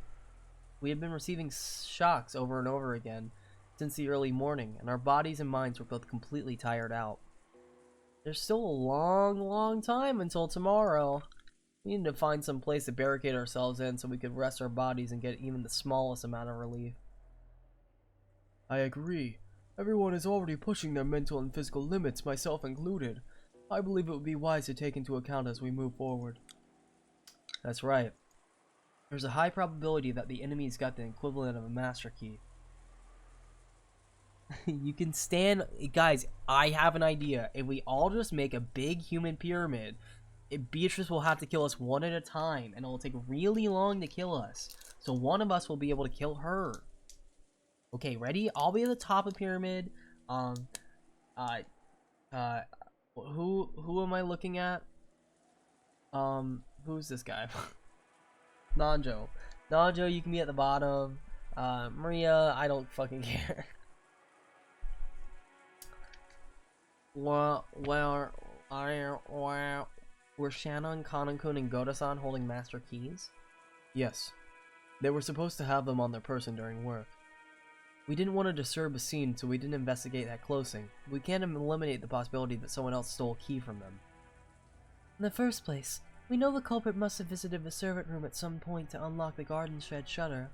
It's conceivable that they obtained a master key from there early on. There were many servants serving under the Ushirimiya family. Because of that, there were several master keys.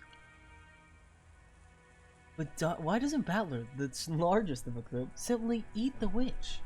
Well, he has to find the witch first. He should just simply eat the others. Because of that, there were several master keys. Furthermore, every time one employee started or finished working, the keys were passed between servants. And we had acknowledged that this had been probably gotten a little sloppy at times in the past. Even if they borrowed a bundle of keys from the pockets of one of the murdered servants. Is there any safe place that even those keys can't open? Because of the nature of our job, we have been entrusted with keys to all the rooms. All of them in the mansion and the guest house. So in other words, no matter where we hole up and lock ourselves in, it'd just be pointless. Fine, who cares about locking up? You're gonna come, bring it on, damn it! I'll beat you at your own game. The enemy won't approach us from the front. I don't know about the first 6, but if we look at what happened to my parents and Kanokun, and even grandfather, the enemy has only gone for isolated people. They don't have the power to assault all of us openly in their room. That's right. Just like Aniki said, maybe Aunt Natsu's rifle can serve as a deterrent to stop them from attacking. I hope that is so, but... Maria, I know you want to say something, but keep it to yourself and stay quiet for a while. Maria probably wanted to say something about how witches aren't afraid of things like guns. But if she were to say it out loud, the atmosphere around here would start to get pretty edgy. I noticed and decided to put a stop to it. If I may, I do know of one place that cannot be entered, even with the servant key rings. Where is that? That would be the master's study. I'm against this. I don't even want to think about going in grandfather's creepy room. How many keys gain access to that room? There are 2. I always have one on my person. The other was held by the master himself, but just now, I found this on the corpse of the boiler room. Genji-san took a small handkerchief out of his pocket and opened it, showing the burnt and filthy study key. Then he showed it alongside his own key, which he had once lent to Natsuhi. Normally, I would have been proper to leave the master's key for the police. Because of the Master's orders to protect the safety of the study, I borrowed it for the time being. I see. Which means that Kinto-san's... Oh my god. Study is the one place where we can be safe. It would appear that way. I don't even want to think about being shut up in that strange room all night. It appears we must acknowledge that his room is safer than anywhere else right now. Even though Grandfather locked himself up in that safe room, the culprit brought him out and killed him. We can't be certain it's truly safe.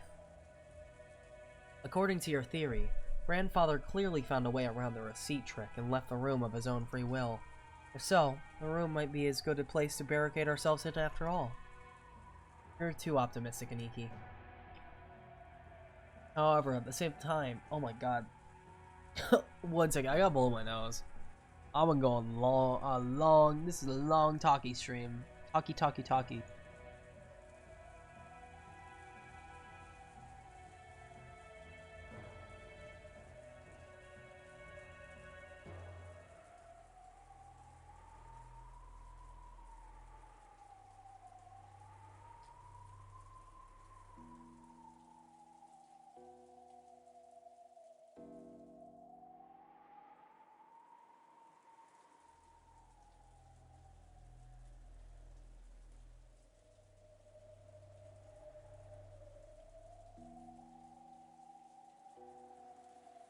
Oh my god. Can I still? Okay, I can. I gotta make sure I don't use that register because I'm having to save it for one character. For one line. However, at the same time, I thought it was he brought up a pretty interesting point. After all, this gives us a chance to question the enemy, the witch herself, about how the sealed door had been opened. If we assume the culprit used some technique to kidnap Grandfather from his study, they'd have to show us the same trick again if we wanted to assault us in the study. And that'd give us a chance to make the culprit prove how they did get it right before our eyes. If she's really a witch, we'll be forcing her to use her little magic trick to open the door right in front of us. But that's probably impossible. If we spin the chessboard around, it's obvious the culprit is acting in a way that'll make you think they're a witch. If she really was a witch, all she's gotta do is appear in front of us and wow us with a colorful display of magic. Since she's avoiding doing that, everything must be the work of a fake witch who wants us to think she's real. Therefore, the culprit who used a technique other than magic to defeat the closed room couldn't open the door before our eyes. Is Grandfather's room big enough to stuff 8 people in? Yes. There is a bed, a sofa, and blankets. So while it is not luxurious, it will be more than suitable for spending the night. Stop spinning the chessboard. No, we gotta always spin the chessboard. There's also a sink, a bathroom, and a refrigerator, and a liquor cabinet. Whoa! That's incredible. But isn't that weird? You're saying he built another house inside his house? That's pretty cramped for the last house of someone like our grandfather. What about a whole island to realize all his dreams? That's right. After some point in time, Father probably couldn't feel at peace in any other place, even inside the mansion. We always sneered about how he shut himself up in there, and this time, we're the ones who are gonna shut ourselves up. Ha! Jessica spat the words out. Jessica-chan, sounds like you'd rather search for the culprit than say shut up somewhere. Of course, I don't think we'll be able to find them if we just start searching on our own. In the end, we can't do anything but wait. And it doesn't matter where we wait, does it? I'm not gonna run away or hide. Why don't we just take it easy in the parlor, watching TV or something while we wait for Beatrice-sama to appear? Perfectly fine if she doesn't appear. There's no need for us to be the ones to expose the culprit. Well said. We shouldn't make needless risks before the police arrive. Thank you, Dr. Nanjo. I think we should move to Father's study. True, we have no proof it's safe, since Father was taken out of there. However, I can't deny the possibility that, as Battler-kun reasoned, Grandfather left the study of his own accord and was attacked outside. Where are we?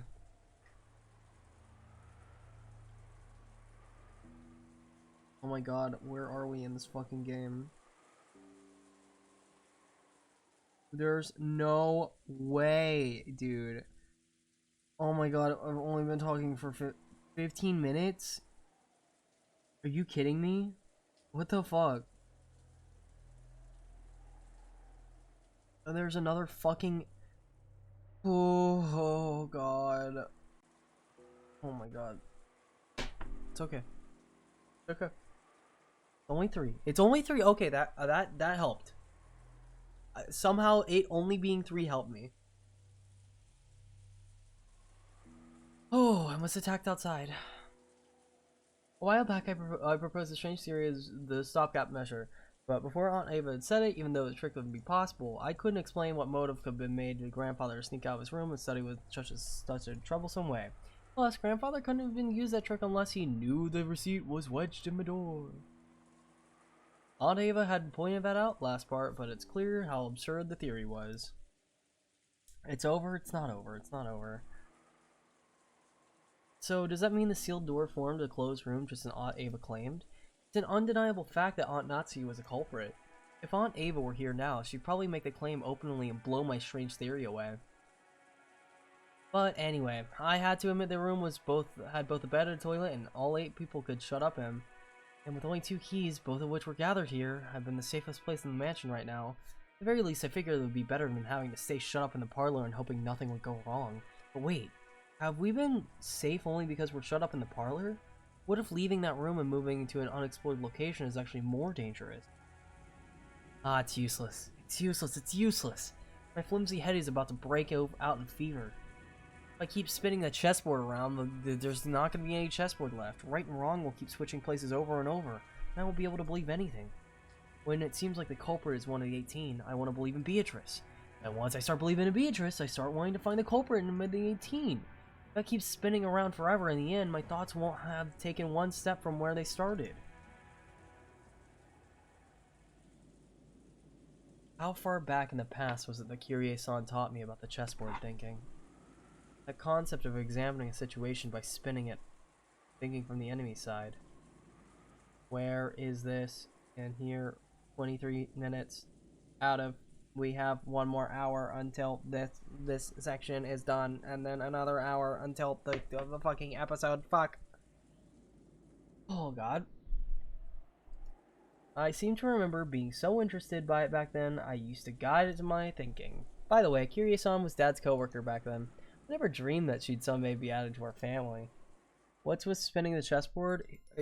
So his mom, not mom, Kyrie, told him some about game theory, and she explained in a simple way.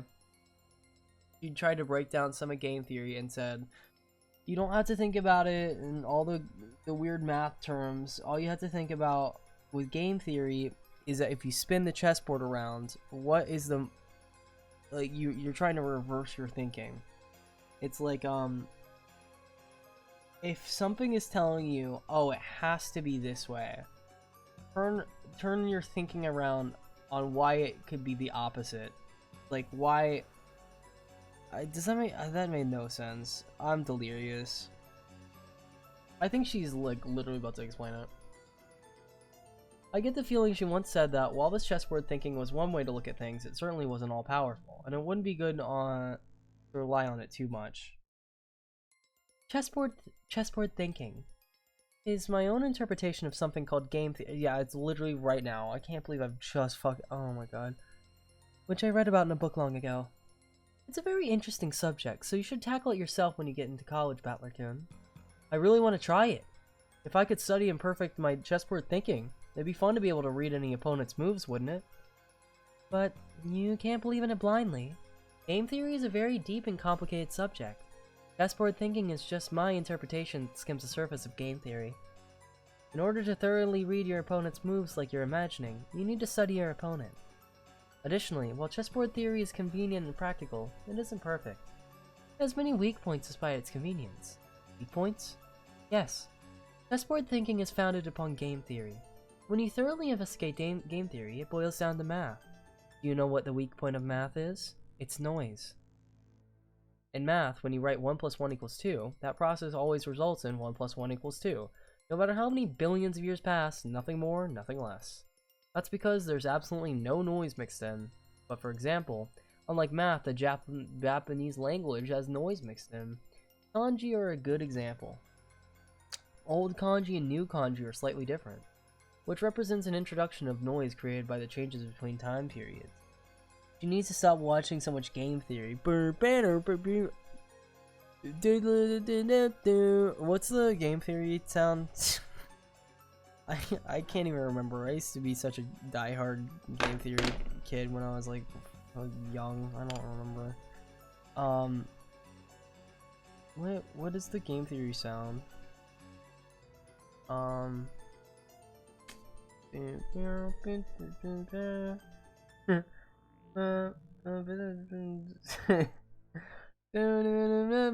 just Mega Man. It's not. I don't care. Isn't history the same? Well, there are dozens of policies that seem to be foolish in the modern era, but were meaningful at some point in the past. Hey, what's your favorite game theory character? Because the rules of chess are fixed, and when a pair of experts are discussing one particular layout, it's possible they could reach the same conclusions whether they're from 100 years in the past or 100 years in the future. However, the games of chess had gone through massive changes over time. It's possible a discussion about the same layout would have changed as well. That's right. Events in the world of humans are normally full of noise. I broke Max? Yes, he did. Aren't human emotions that way? Even if the exact same thing occurs more than once, there's no guarantee that humans will always act in a predictable fashion. The moment we try to use math-based theory to predict someone's actions, we must be aware of our own theory has a built-in weakness and limits. Simply put, chessboard thinking is extremely weak against noise and fickleness, as well as mistakes or incorrect knowledge. That's right. Yuri-san definitely said that. Chess has always been a game where both sides play the same rules and fight with the same conditions for victory. That's why it's possible for both sides to predict the other's moves. It's possible to read your opponent because you can always suppose they'll make the best moves they can find. But what if your opponent is fickle or tired? What if your opponent? No. Makes a move that can be called the best. What if the game actually has a special rule? Some unknown thing that only the enemy knows about and can use. In fact, what if the opponent actually has some goal other than victory? Think of your opponent's perspective. That's the basis of chessboard thinking, which means if you misread your enemy, the answer you draw from this process will be complete rubbish unless, so far, I've used chessboard theory to use several vague bits of information about the culprit hiding behind this case, or so I think. However, I don't know anything about the culprit. Am I just playing around with the labyrinth of thought? If Kirie-san were here at a time like this, she'd probably be able to notice something with her much sharper thinking ability. But she's dead, so... Until the very last moment, Jessica resisted moving into grandfather's study. But in the end, Aunt Natsu persisted, and we decided to move there. Everyone was completely wrapped in paranoia by now. Kumasawa-san had prepared dinner at one point, but during the time, we discovered that Jeff's and George and Niki's parents, both the kitchen and parlor, had been left completely empty. Someone suggested the food might have been poisoned while we were gone. And because of that, we were unable to even touch the food Kumasawa-san had taken the trouble to make for us. The manner in which the first 6 were killed was still unknown, but it certainly could have been poison.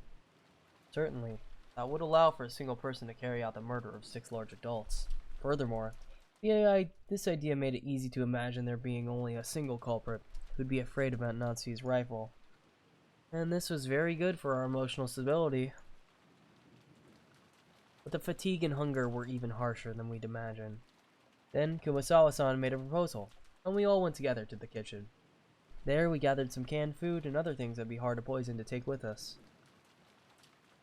All of Kumasawa-san's efforts to reward us with just a little dinner on the savage day regrettably came to nothing. The food piled up on the serving cart looked a little sad.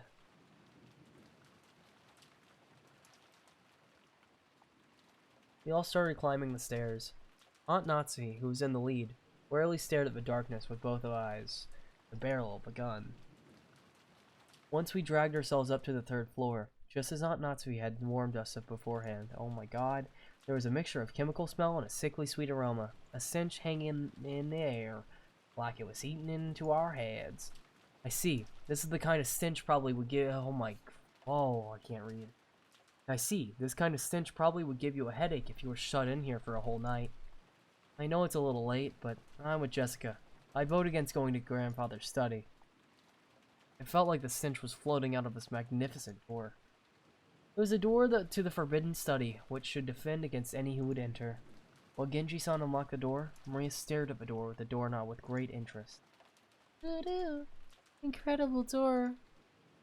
It looks old and strict and like it'd stop any chokes cold. A perfect door for Grandfather's study. The power to ward off spiritual menaces is strong here. Beatrice probably couldn't open this door. Oh? What does that mean? Maria pointed at the doorknob. Scorpion crest. No, a design like a magic circle arranged around a scorpion was inscribed here. Scorpion, that design, that's right. This isn't like those keychain charms. This is just like those keychain charms Maria gave Jessica and me yesterday. Holy fuck. The 5th magic circle of March is a strong ward against magic. Additionally, this magic circle was diligently constructed and is full of power. Such a magic circle can be quite troublesome for beings of magic like Beatrice. Isn't that comforting? Are you saying we can escape even Beatrice's clutches in this room? Our little witch here sure is reliable. Then how did Beatrice get Grandfather out? Just as Battler reasoned, Beatrice can't go inside. However, she has both magic and familiars, so think of it yourself. Using them, she may have been able to get Grandfather to leave the study of his own accord. Ah, I've read about that in a manga. I've seen a bunch of scenes where vampires were frightened of crosses so they couldn't get close. But their familiars were just fine, so they made their familiars attack. Those scorpion keychain charms I gave you yesterday also had a 5th magic circle of Mars on them. Yum, yum, yum, yum, yum, yum, yum. The power dwelling within them was weak, but they should be enough to protect you until we leave the island.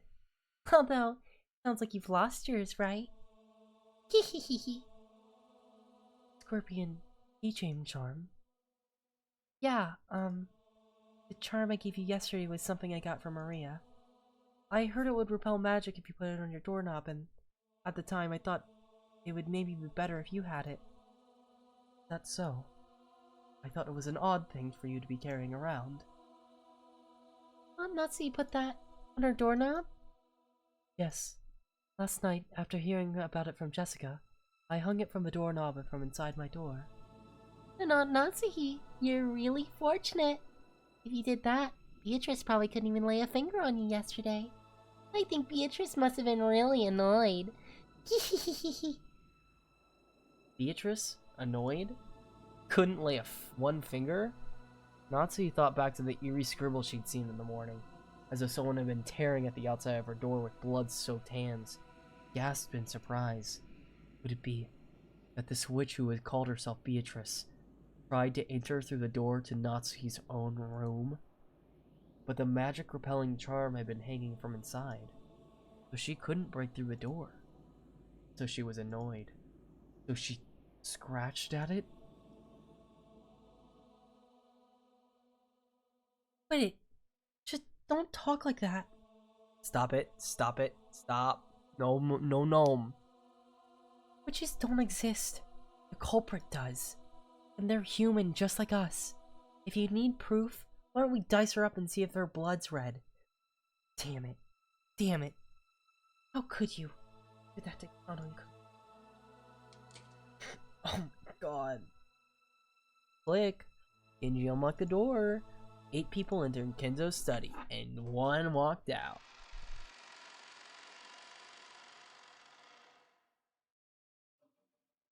I'm losing my mind. Why can't these chapters just be a little bit shorter? Please. Grandfather study.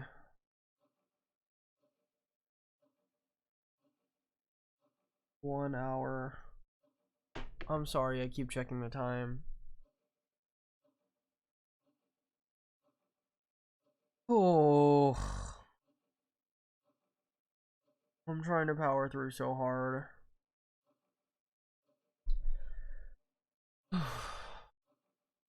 Grandfather's study. I'd heard rumors about it beforehand, so I wasn't that shocked. He'd done nothing more than fortify it throughout his occult hobbies. If grandfather's hobby had been chasing after pop idols, these walls might have been buried in underneath idol posters, even if I didn't understand it. Sleep Max. Okay. Go to sleep. You guys are mean.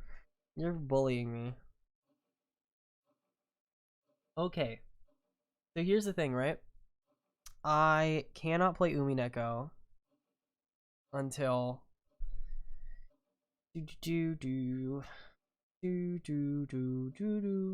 everybody maybe the 30th. Maybe. But it's probably looking like sometime next year. I'm gonna have to I'm taking a week break. I will be uploading something next week, and then hopefully the week after as well. But I still have 24 years to complete it. No, I have to complete this before March. That is the thing. I've determined in my heart I literally have to finish this before March, because if I somehow go 2 years without finishing this game, I'm going to cry. At least this episode, I should say. Okay. I do have one Hail Mary. I would to turn the voices on. Okay. I think in the future, right? Let's just have a little talk. In the future, Umineko streams will be by chapter. Unless the chapter's really short. I will try to do just like a chapter because it's usually an hour. And I can physically handle doing that with all the talking. So yeah. But I will just try to finish as soon as I can in March. And I'll probably let it rest for a little while, and then I'll come back to episode 2 once I get there. Thanks guys so much for coming. I've had a great 2 streams. And I can't wait to see you again whenever I stream. Is there someone to raid? I'm so sorry. I'm very tired. I get on a plane in 12 hours.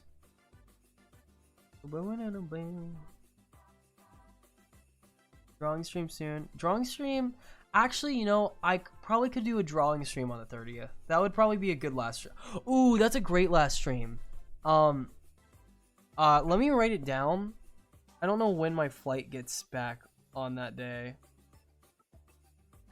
But thank you so much, and Merry Christmas and Happy New Year to you too if I don't see you. But I would like to stream on the 30th for drawing. If you can send me the list of the drawings, that would be awesome. Drawing stream. I could technically do one like while I'm gone, but it would be a silent fucking stream. You would not hear a word. So just that when I get back, if you can send me that, that'd be so cool. I'll put the list. Thank you.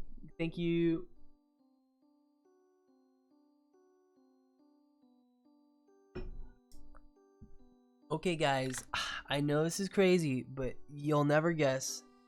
Somi's live. Awesome. I didn't even check. Awesome. Thank you so much. Perfect person to raid. Somi PH.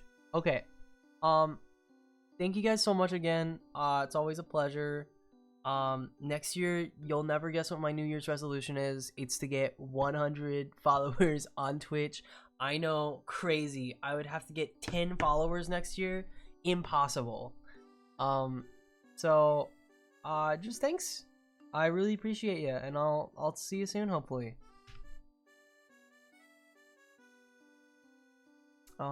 Anything else? No, I don't have anything else.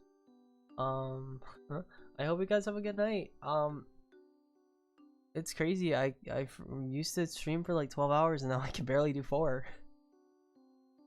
Okay. Have a good one. See you guys soon. Bye-bye. Raid now. Raid now.